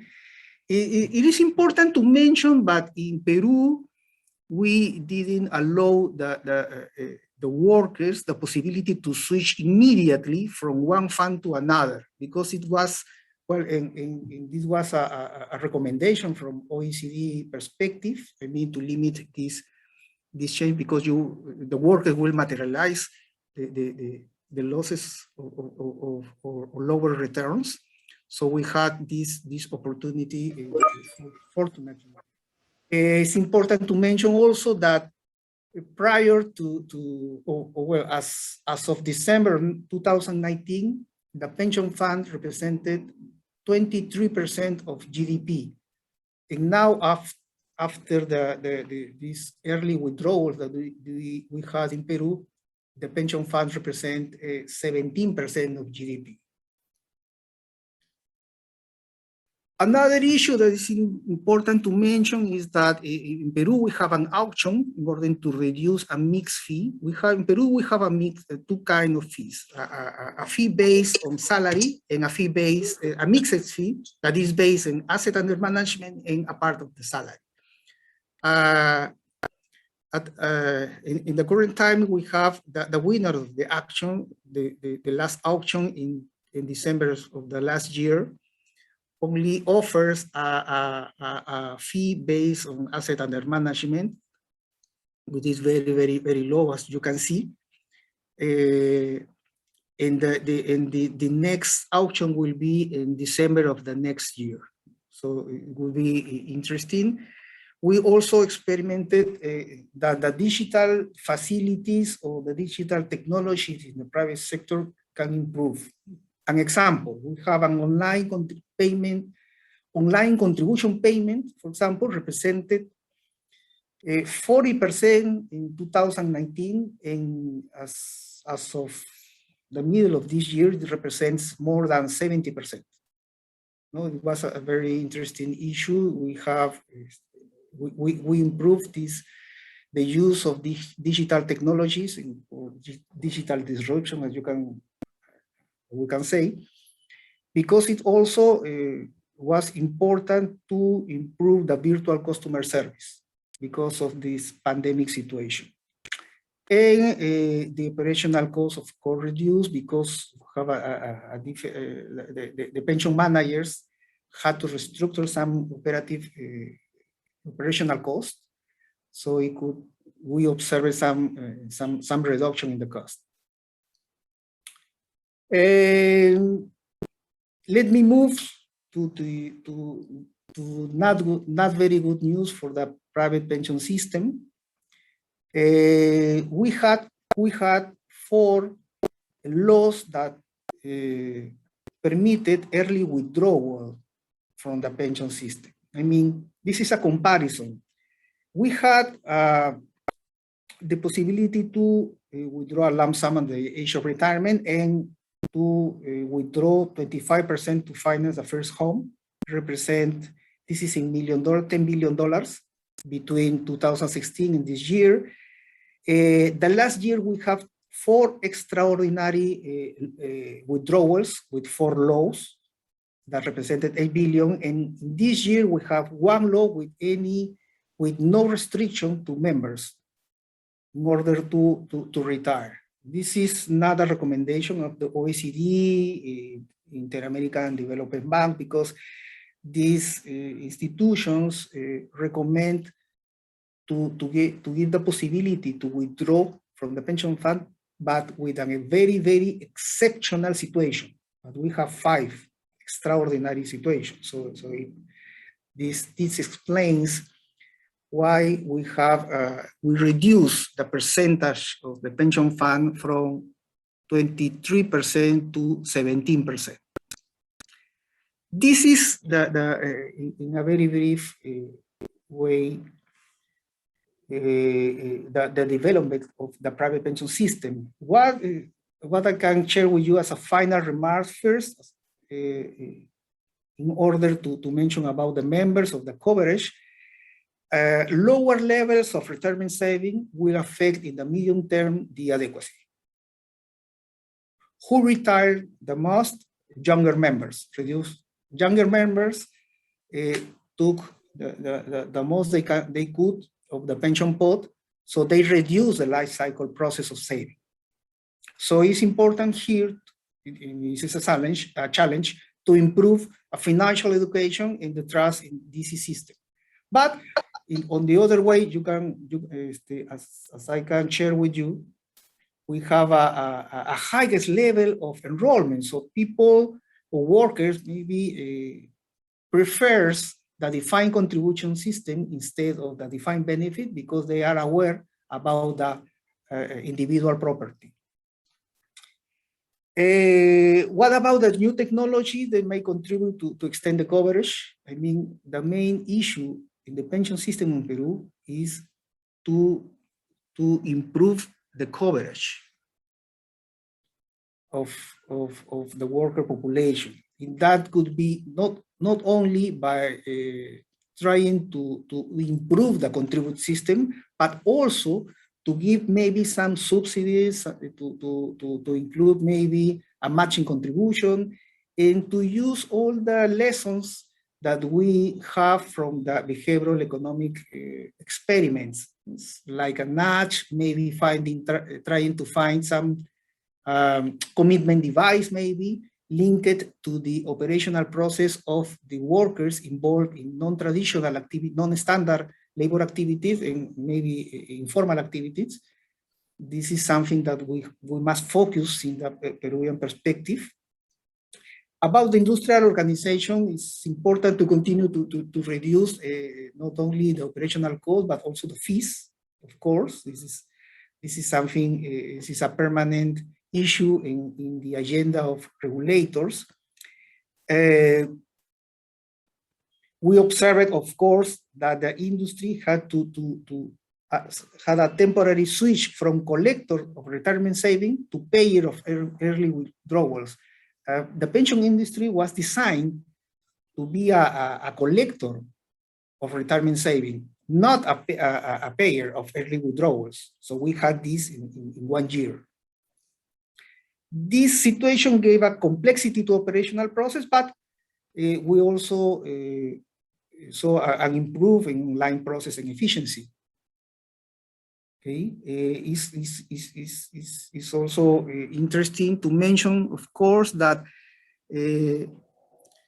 as we observe, or OECD observed in other pension jurisdictions, there were some cybersecurity and operational risk in other countries, but in Peru, it could be mitigated. This kind of risk could be mitigated in a better way. And about the investment process, the portfolio diversification allow the private pension system to recover from the pre-pandemic levels of pension fund. Unfortunately, the early withdrawals affect the level of the pension assets. Besides that, since the regulatory perspective, we are improving the investment regulation, including ESG factors, better governance, diversification, and etc. that maybe could be aborded in the next panel, I guess, that the organizers of this webinar include. A very, very final remarks. Peru, where the government decided to begin another committee in order to propose a better pension reform. I guess this is important to have a very to maintain the principles of a pension reform. I mean, affordability, sustainability, adequacy, and integrity, of course, like the pillars that the Mercer Index included in the methodology. Besides, to remember that it is important, one of the other problems of the pension system is not only to solve the problem of the coverage, but also to have an integrated pension system. I mean, it is important to offer to the Peruvian worker an integrated pension system that offers the best of the DB system and the best of the DB system in an integrated manner, in an integrated way. To have a competition with both systems, it would be inefficient. Will not protect the worker. We must combine.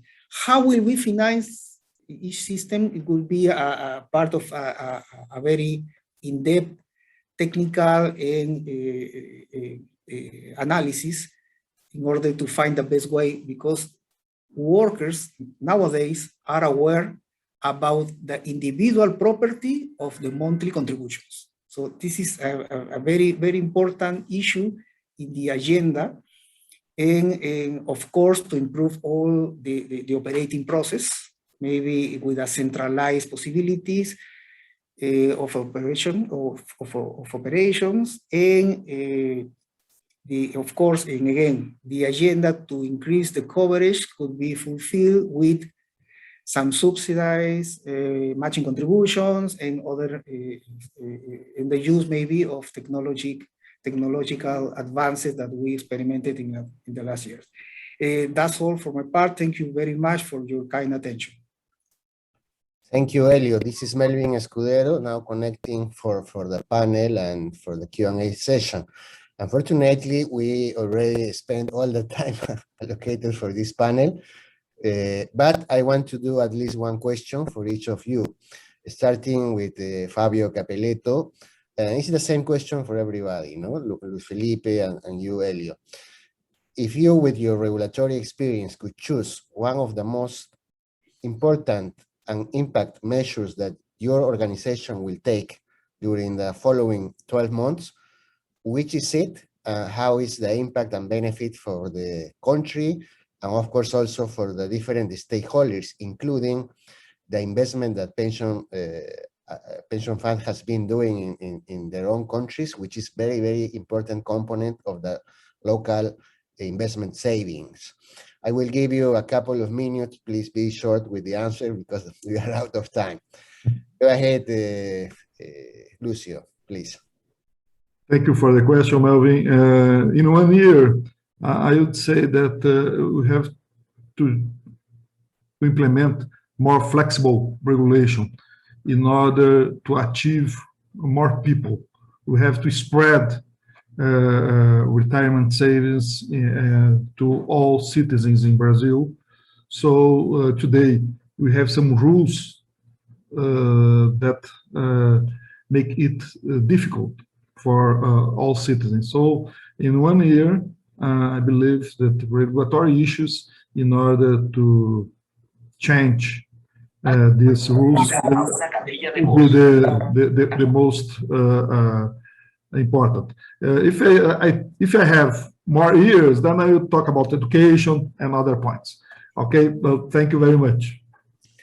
Thank you, Lucio, for being very, very short on your answer.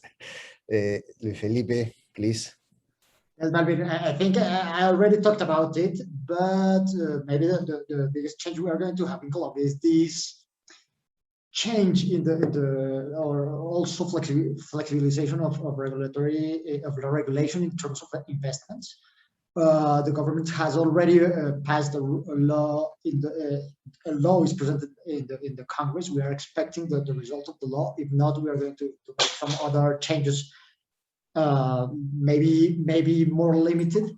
But I think we have to think about it. Like, how do we link investment process with benefits in order that we are able to really project what are going to be the pensions in DC systems, to move, to structure portfolios with different durations, and this is going to have a lot of impact in local assets, because we're going to get longer durations. We are going to, maybe we will need some specific flows from the assets, so structures will need to structure assets in a different way, like something similar to the ALMs performed by the insurance companies, but with a different perspective. That is this perspective of also generating alpha and all the flexibility that helps a lot in the DC systems. And I think this may be the biggest change. Okay, thank you, Luis Felipe. And Elio, we know that Peru is now in a political upset situation right now, and I think that pension fund, like the Premier mentioned a couple of days ago in the Congress, there is coming a reform. So what is for you the most important task on the coming 12 months? Thank you, Melvin. I have more than one important issue. The first is to avoid early withdrawals. Is the first, in my perspective. And then if we, and then to have a solid framework for the pension system, we must continue with this process, with the improvement of the investment regulation, maybe moving from multi-funds to target date funds. But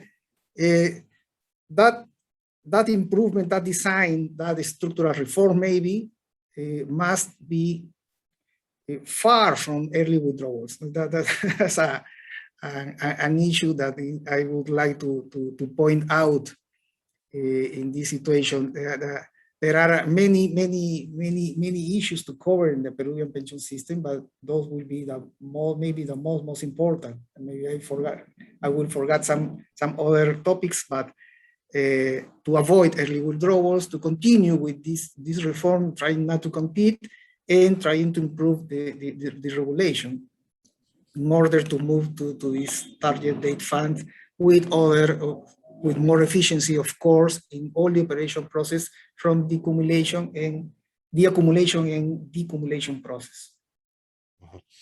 Thank you very much, Elio. We have actually many questions for the pension systems, but I think that the Mercer and CFA Institute global ranking is a very good tool for regulators and for the industry also to introduce best practices in each market. Unfortunately, we are very far out of time allocated, but for our audience, the three regulators has done a very good presentation, and we have a very good information about each system and what is coming as a next regulatory measurement in each of the three countries, Brazil, Colombia, and Peru. We will share all this presentation with all of you, so that will give you also a lot of information that is very valuable for investors and for market participants. Thank you very much again. It has been an honor to have you. I know that joining regulator is not easy. I used to be a regulator too in the past, but we are very happy at the CFA Institute to have the honor to share time with you, three of you in this webinar. Thank you very much. Now we are passing to the third panel. Is regarding outlook of investments. Barbara Maser will be the moderator. Welcome, Barbara. Thank you very much, Melvin, and good morning, good evening to all our participants. And it is my great pleasure to moderate the Pension Fund Investment Outlook panel. Our panelists come also from the same three countries, Brazil, Colombia, and Peru, and they are the chief investment officers of one of the largest pension funds in the respective countries. And it's always so interesting and relevant to listen to their thoughts and their views. And before introducing them, we will try to do a little bit of catch up because, as Melvin mentioned, we are a little bit delayed. Few housekeeping details. Each panelist will have approximately 10 to 12 minutes to comment on 3 topics. 1, brief comment on the portfolio structure and the assets in which they invest, the asset allocation, their international diversification, and what is allowed by regulation. And of course, the impact of COVID on portfolios, challenges they have faced, and the recovery.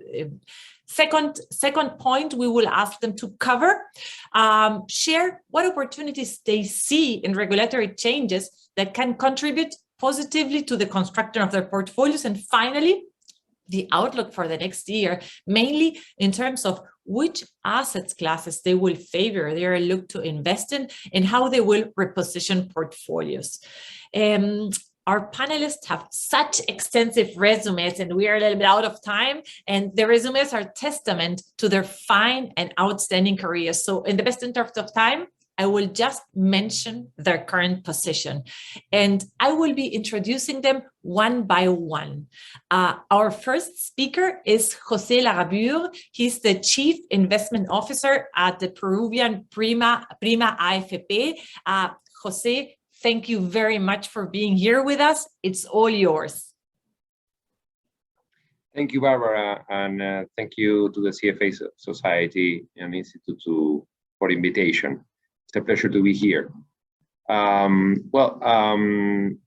can I follow up on these 3 topics? Please, or one by one? It's all yours. No, all the 3 of them, if it's okay for you, and then we go to our next speaker and the final speaker. Thank you, José. Okay, Barbara, thank you, very clear. Okay, well, we at Prima, we are one of the 4 Peruvian private pension funds. Peru is a dual system. We have a public system, which is composed of a share account. It's not composed of individual accounts as a private system. In the private system, as I mentioned, we are 4 pension fund companies. We manage in Prima about $10 billion. The whole system manages between $30 and $35 billion. These $10 billion are distributed among 4 funds that vary depending on the risk profile. Fund 0 is a fund that is mainly composed of time deposits, bank deposits, and some commercial paper. It's basically a transition fund for people that are in the last year or the year before retirement. And then the 3 funds where we take risks is fund number 1, which is basically a mainly fixed income fund. It's 90% fixed income, 10% equities. That's the limit for that fund. Or fund number 2 is fund that is mainly 50-50. No, it has a limit of 45% in public equities and 15% in alternatives. And in fund number 3, which is the most aggressive and directed towards the youngest population, it is basically or mainly composed of public equities, up to 80% of public equities and up to 20% in alternative investments. We have a limit across all these 4 funds, which is a 50% limit to invest abroad. So mainly about 50% of funds are invested locally, independently of the asset class. Independent of the asset class, it could be alternative, fixed income, equities, but all the sum of the entire fund, it has to be 50% locally at least. We are allowed, the regulation allows us to invest mainly in all the asset classes or the main asset classes and all around the globe, no? In the international portion of the portfolio. We do either directly or through third parties. We participate in public equities in the US, in Europe, in emerging markets, Japan, all around the world. in fixed income as well. We invest even in frontier markets, and mainly in fixed income is most directly, and in equities, I think it's mainly through third parties or through ETFs. No? We do, we manage our FX exposure for all these positions that we invest around the world. We invest in alternatives, in private equity, private debt, infrastructure, real estate. We have a lot of flexibility, to tell you the truth, in terms of possibilities regarding investments and to achieve a very diversified portfolio, besides the limit that I mentioned before, which is that we have to invest at least 50% in Peru. No? And we also are very active in derivatives in order mainly to hedge our exposure, but sometimes we have some limits to take some risk, through derivatives, through the derivatives market instead of cash. No. In terms of regulatory opportunities or some opportunities that could allow us to improve portfolio construction, I will mention mainly that something that would be very, very desirable would be to have a higher limit in terms of international investments. No, Peruvian market is very small. No, the Peruvian capital markets is not very developed. So that type of concentration, we believe, is not in the best interest of our affiliates, and so that would be key. No, but that requires a change in law. It's not only the regulation allows up to 50%. That wasn't the case a few years ago, but it has been growing up to the law, that limit that the law requires. So we need the Congress to approve a higher limit, and that is tough. That is tough in general in order to get that change. No? It would probably come along with a major reform of the pension system, which is something that is being discussed in recent years also in Peru. The second idea that I think would help would be to increase our limit in to invest in alternative assets. No, we all know that the expected returns in the long run for the equity markets and for fixed income are relatively low for the next 5 to 10 years, considering the current valuations and the returns of the markets in recent years. So alternatives would allow us to not only diversify, acquire a better diversification for our exposure in the public markets, but also allows us to get some additional risk or return, additional return because of the liquidity premium and the alpha that a good private equity manager or real estate manager could achieve. No, that would be very desirable. Our current limits are 15% for fund number 2 and 20% for fund number 3. So I don't have I don't want to propose a number, but probably 5% in addition for each fund would be very helpful. I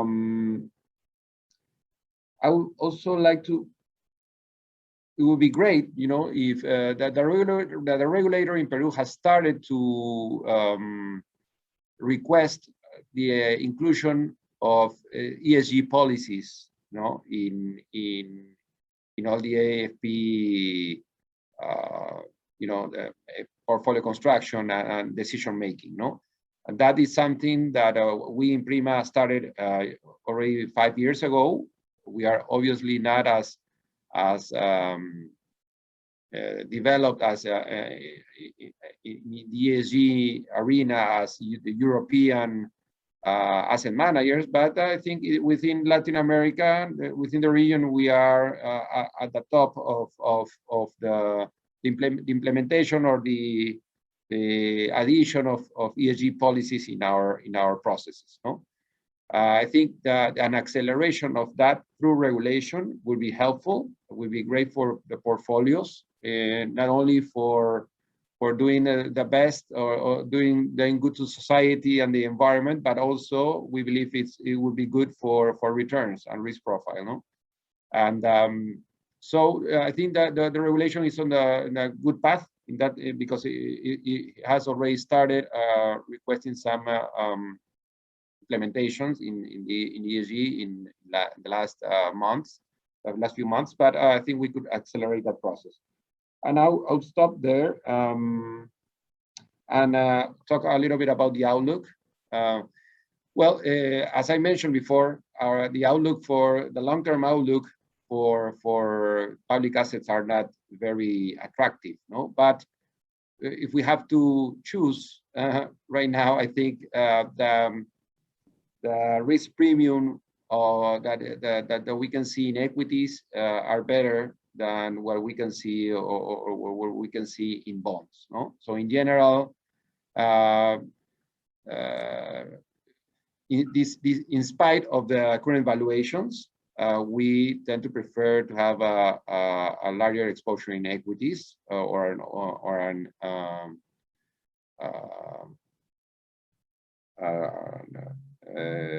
overweight in equities.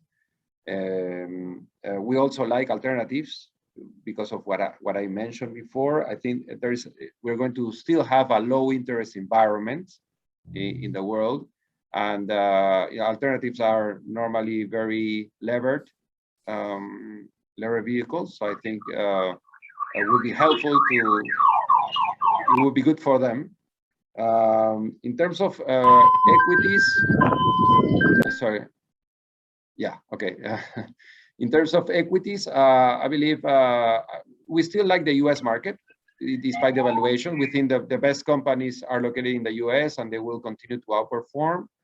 And also emerging markets in general, and China, despite all these risks that we have been, very aware in recent months about the Chinese economies and the real estate market in particular, no, and the regulatory issues and risks that we all know. But I think in terms of valuations, a lot of that is already incorporating prices, no. So maybe US and emerging markets in general, I think are two places that we could be in the following years in terms of equities.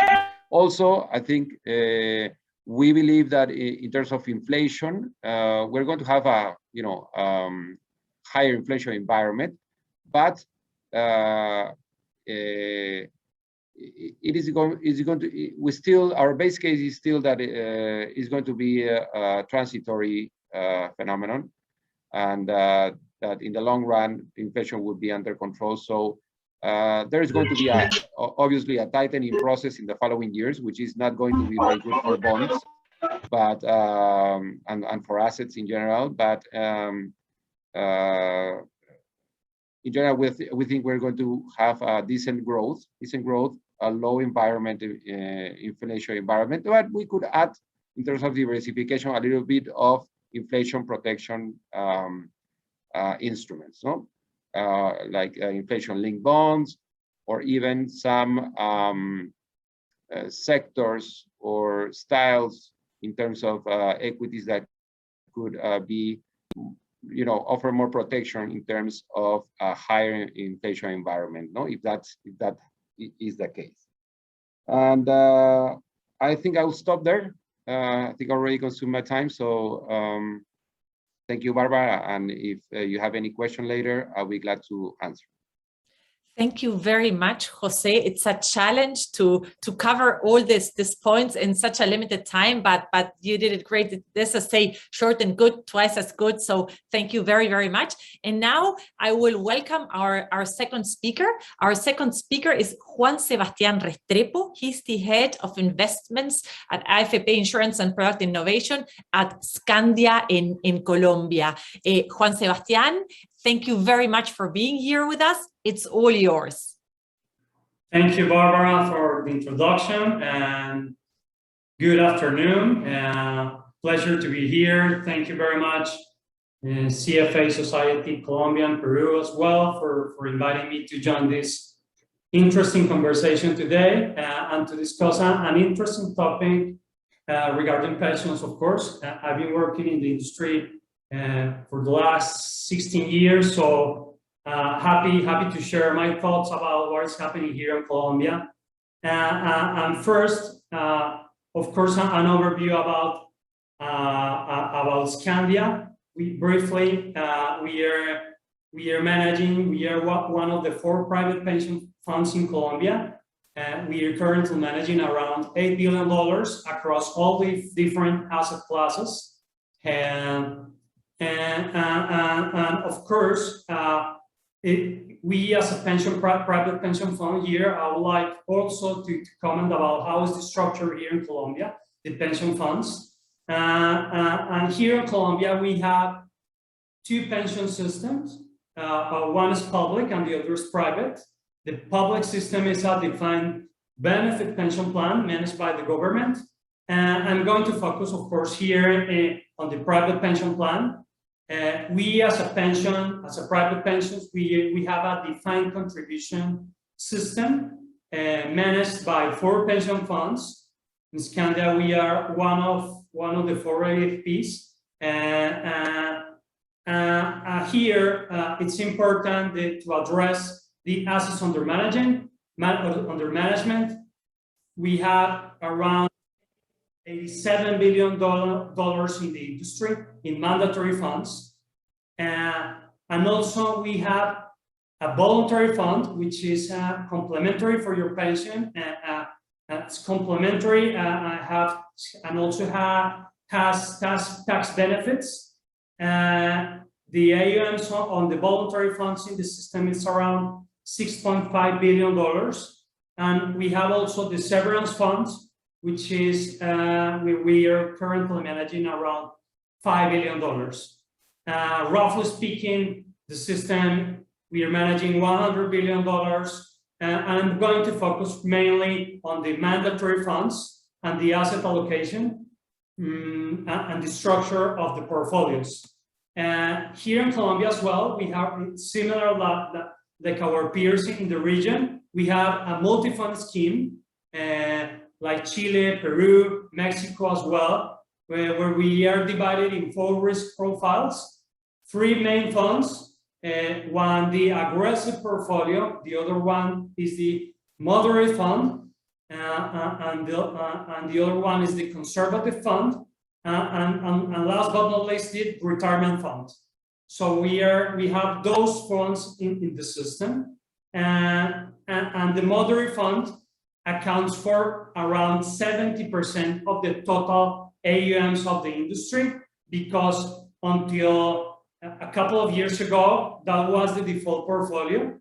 Now there was a change in the regulatory framework a few years ago. Now the default portfolio, if you don't decide your risk profile, you immediately go to the aggressive portfolio. And that's a brief overview of the system. Perhaps regarding the asset allocation, I have a few slides to have more clearly the asset allocation here.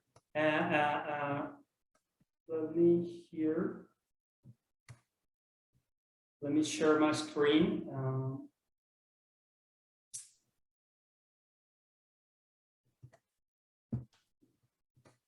We're seeing a paper. Just a second here.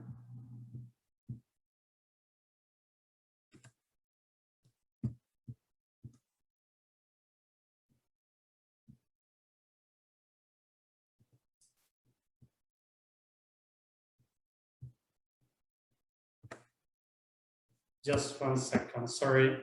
No, you have to cancel, and then once you find it, I think you have to again share screen. You have to cancel this in order to be able to share again.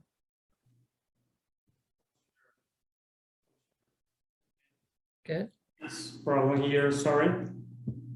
Modern problems, technology. Once you locate that file, share again. Okay. There we are.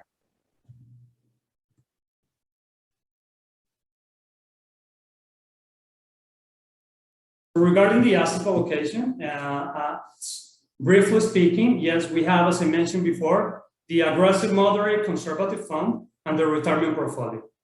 And on the aggressive portfolio, we have a limit up to 70% on equities, and we are currently invested with this allocation, that this is an average on public information for the system in Colombia.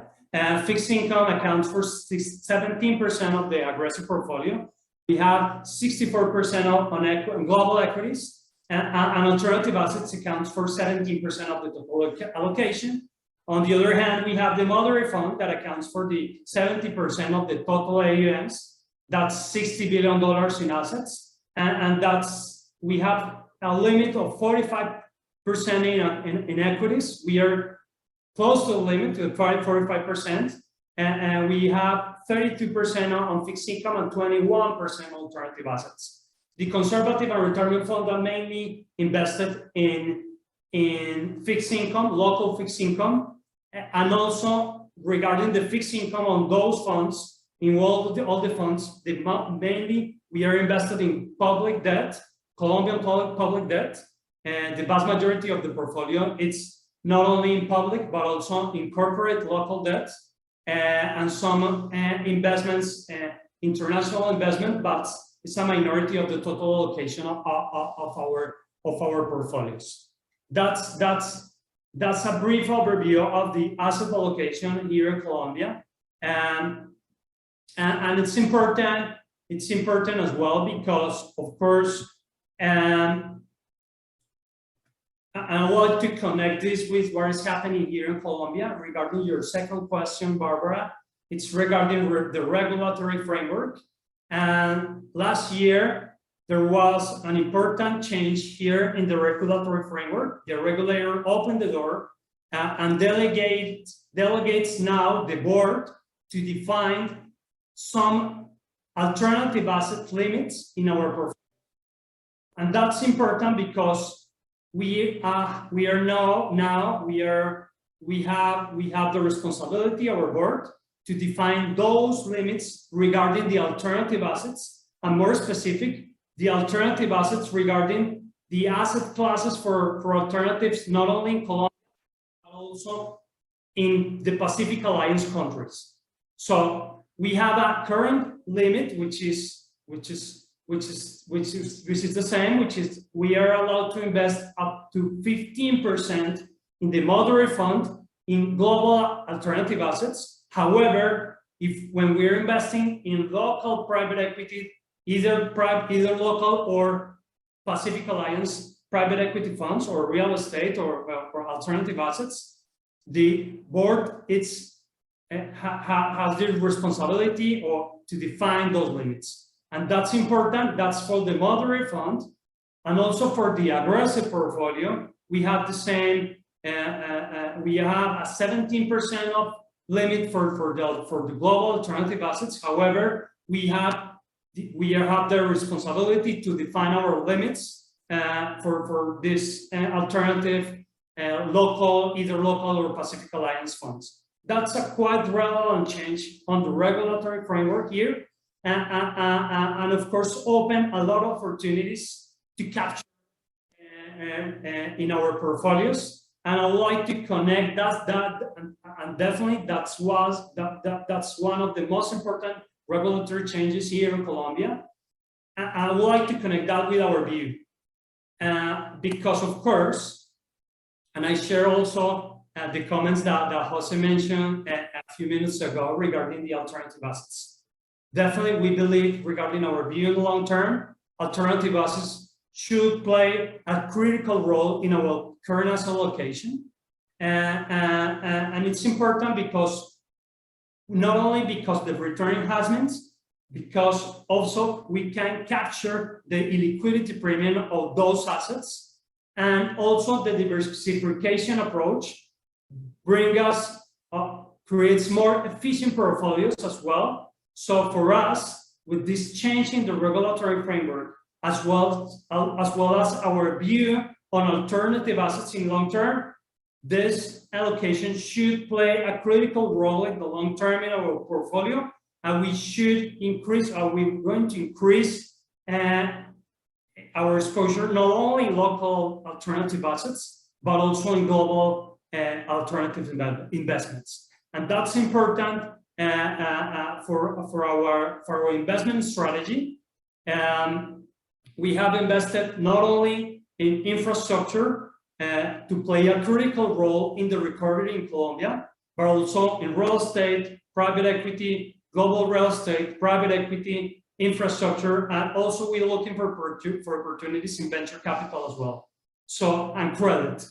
And also the private credit vehicles is not only a vehicle, a global vehicle. There are a few funds that are now in the market in Colombia that should play and that will play a critical role in the recovery in Colombia.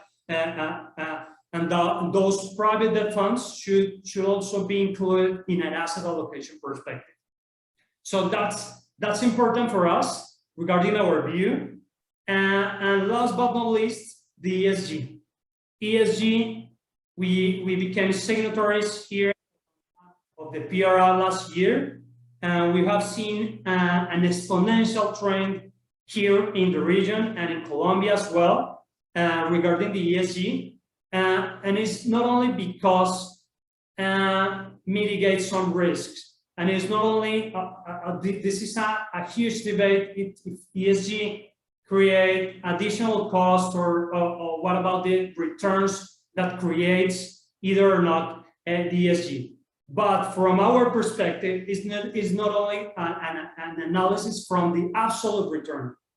When you adjust the returns regarding when you take into account the risk-adjusted returns, and when you take into account the ESG framework, of course, that helps us to mitigate risk in our portfolios. So, of course, from the risk-adjusted perspective, it makes sense, of course, to have a framework, a policy in place, following those principles, and to include that in our asset allocation. We started not last year because of the signatory, because we became signatories of the PRI. A few years we included in our DEQ, for instance, the ESG ratings for our managers, asset managers in different perspectives. So for us, it's part of our investment process. However, this is an evolution. This is a process that is evolving.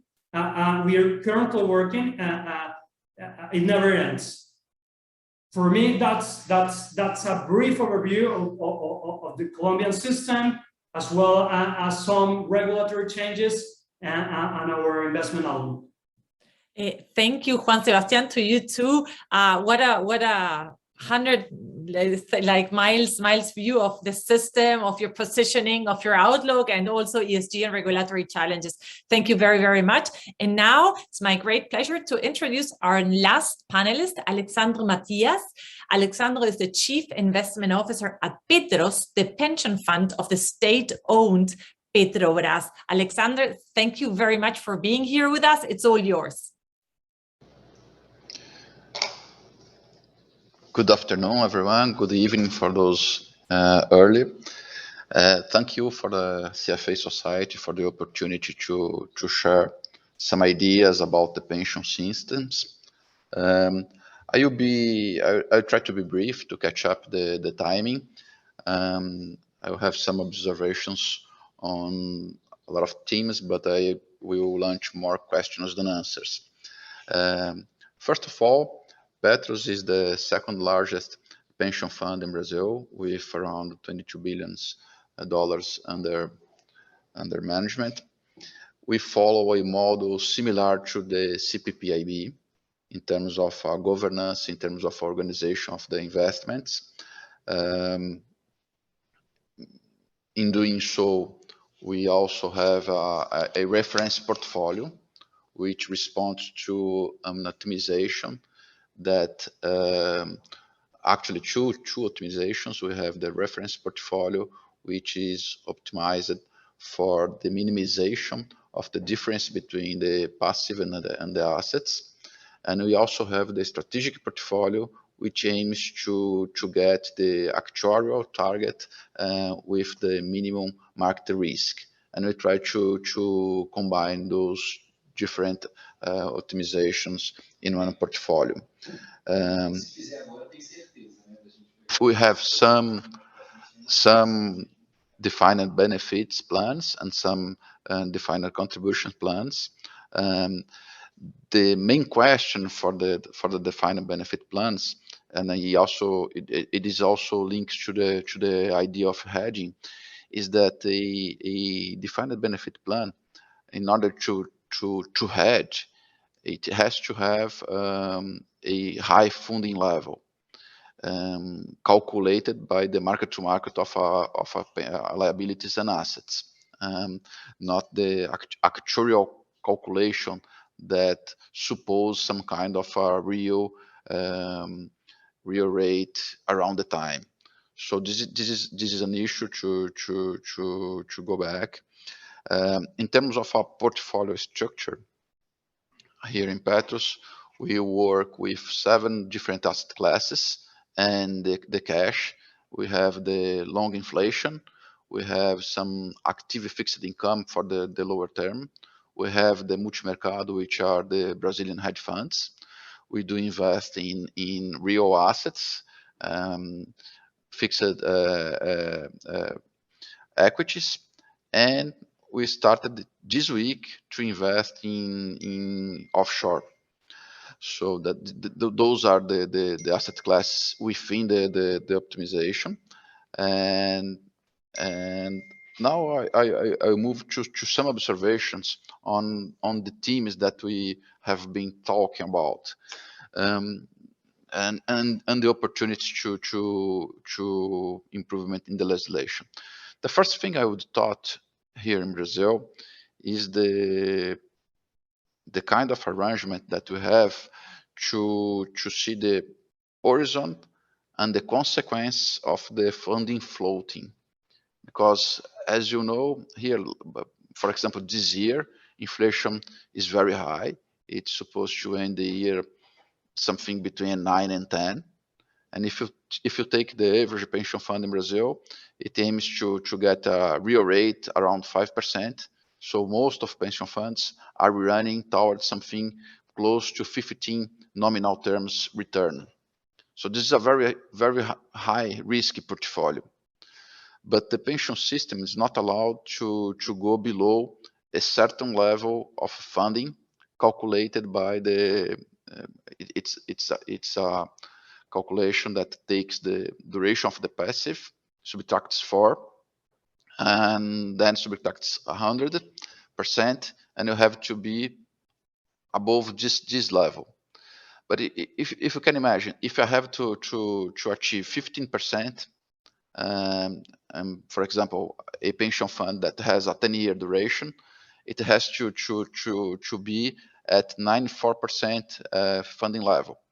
But if I'm running towards a 15% return, it's a high probability outcome that I will get like 5 or 6 or 7, and then I will get in the what we call equacionamento zone. So I think there is a kind of incompatibility in a long-term endeavor like pension funds, having to respond to early results. By the other hand, I understand that if you allow a problem to grow too big, then it will be scary to solve. So I understand the dilemma that the regulators face, but I have to point out that this kind of arrangement is something that is very complicated. The second top could be the rules of diversification. In Brazil, we are allowed to invest only 10% of our portfolio abroad. So the legislation has a very high home bias. I know that Lucio is working on a new version that will increase this threshold. I think it's natural to a first phase to limit the exposure in a lower level. But if you look to what happened to the pension systems around the world, we all know that it started with a very high home bias and then evolved towards a more international portfolio, especially because if you go back, we all are small open economies, subject to very high volatile cycles, and caused by domestic factors or global factors. So it would be safer if you could invest a larger percentage of the portfolio with the world as a choice. The third theme is a very provocative one, ESG. I have to tell that as a citizen and as an executive, I think it's a very important theme. We all are getting better as long as we improve the focus on ESG. But I do have to tell you that from a management point of view, I still see some confusion because we don't have a clear criteria about what is ESG.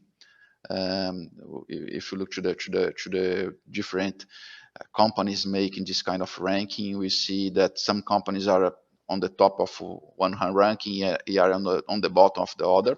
Tesla is a striking example of this.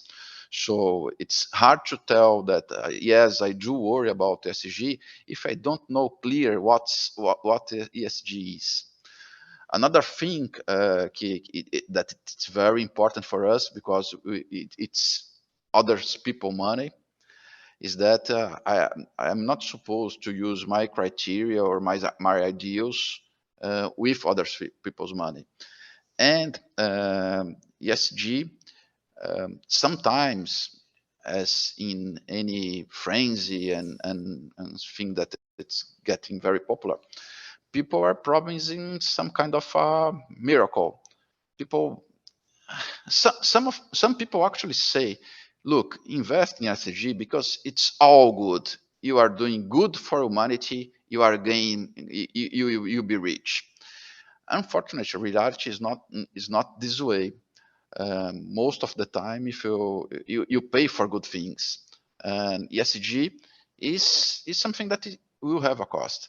I think that we have to look to this question very carefully, and I would say that you have the quest for the right role of ESG in the pension systems, because I don't think that as an investor, I think the ESG is equal to all other factors.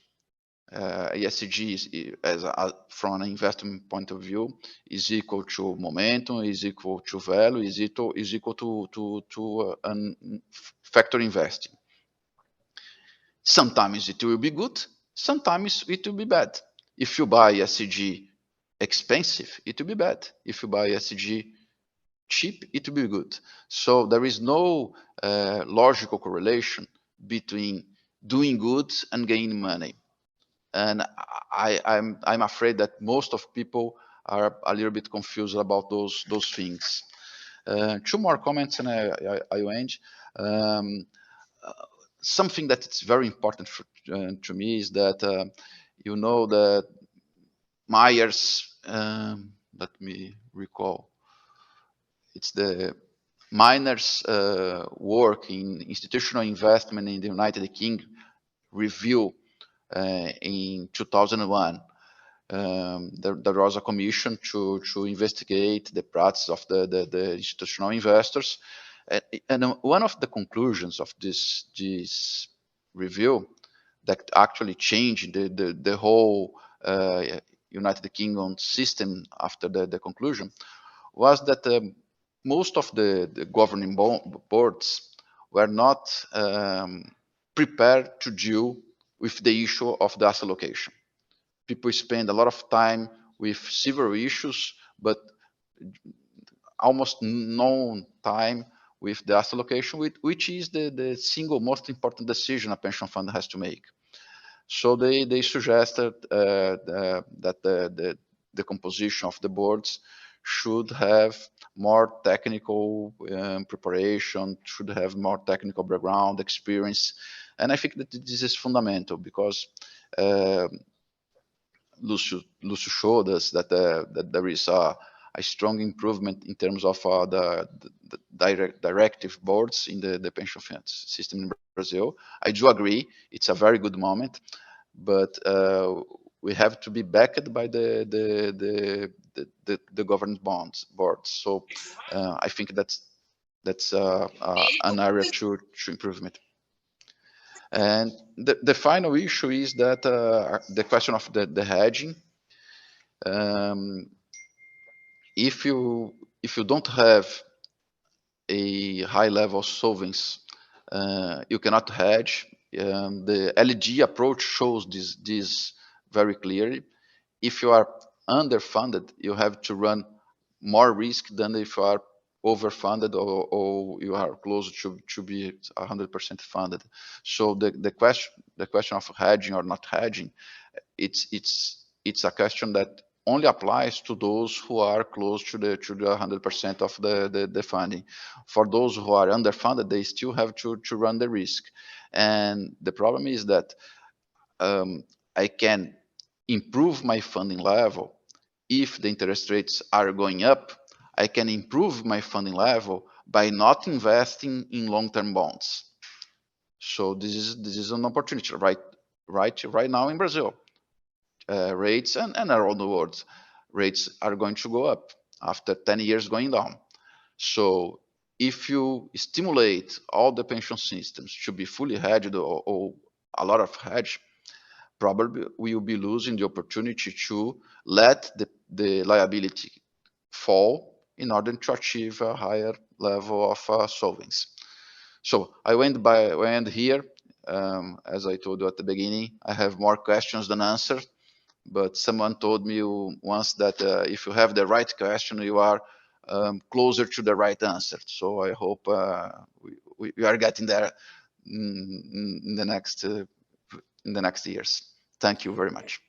Thank you very much, Alexandro. In our pensions in the region, we have more questions than answers. So many challenges that have been summarized in each of your presentations.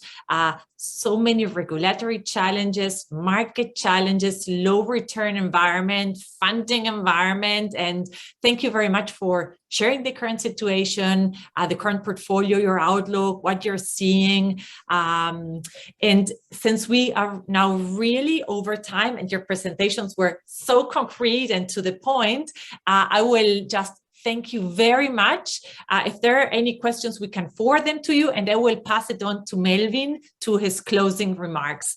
Thanks again to the three panelists for such excellent, short, and laser-focused presentations.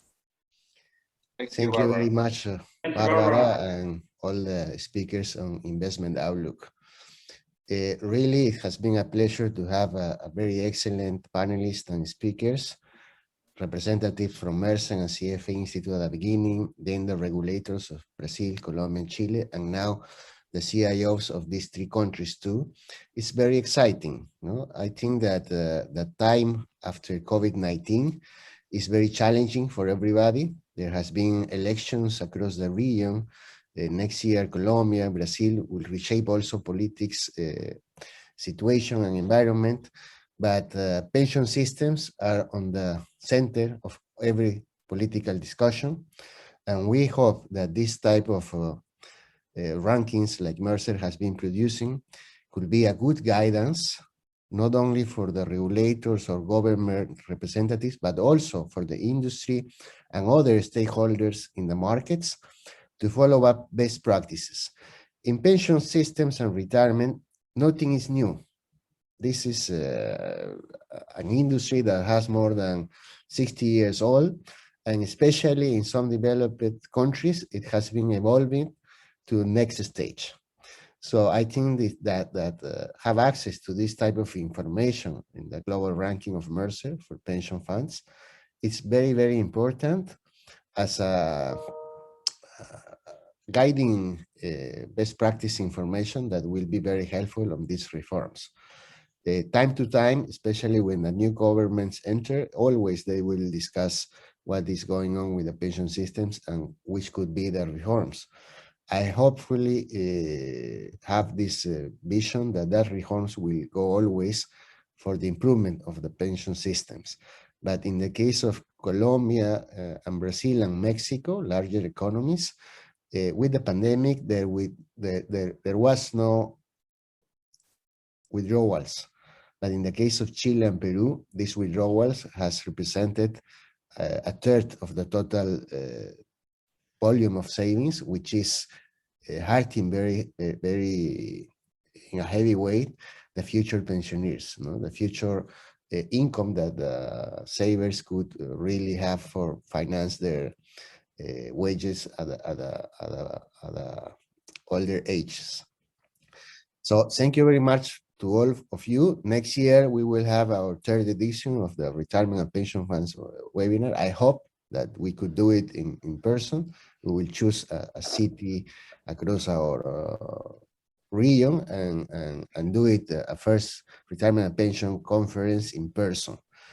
And just to invite you also to our next webinar, which will be on November 16th, is the Asset Owner Series for Latam and the Caribbean. It's a joint effort between our region societies. We are 13 societies and the CFA Society New York to exchange ideas in asset management from the asset owners across the region and global ones, and see how it could be the next year in opportunities, in challenges, in risk, and of course in menaces too. Thank you very much again for being with us. See you soon. Take care. Bye-bye. Thank you.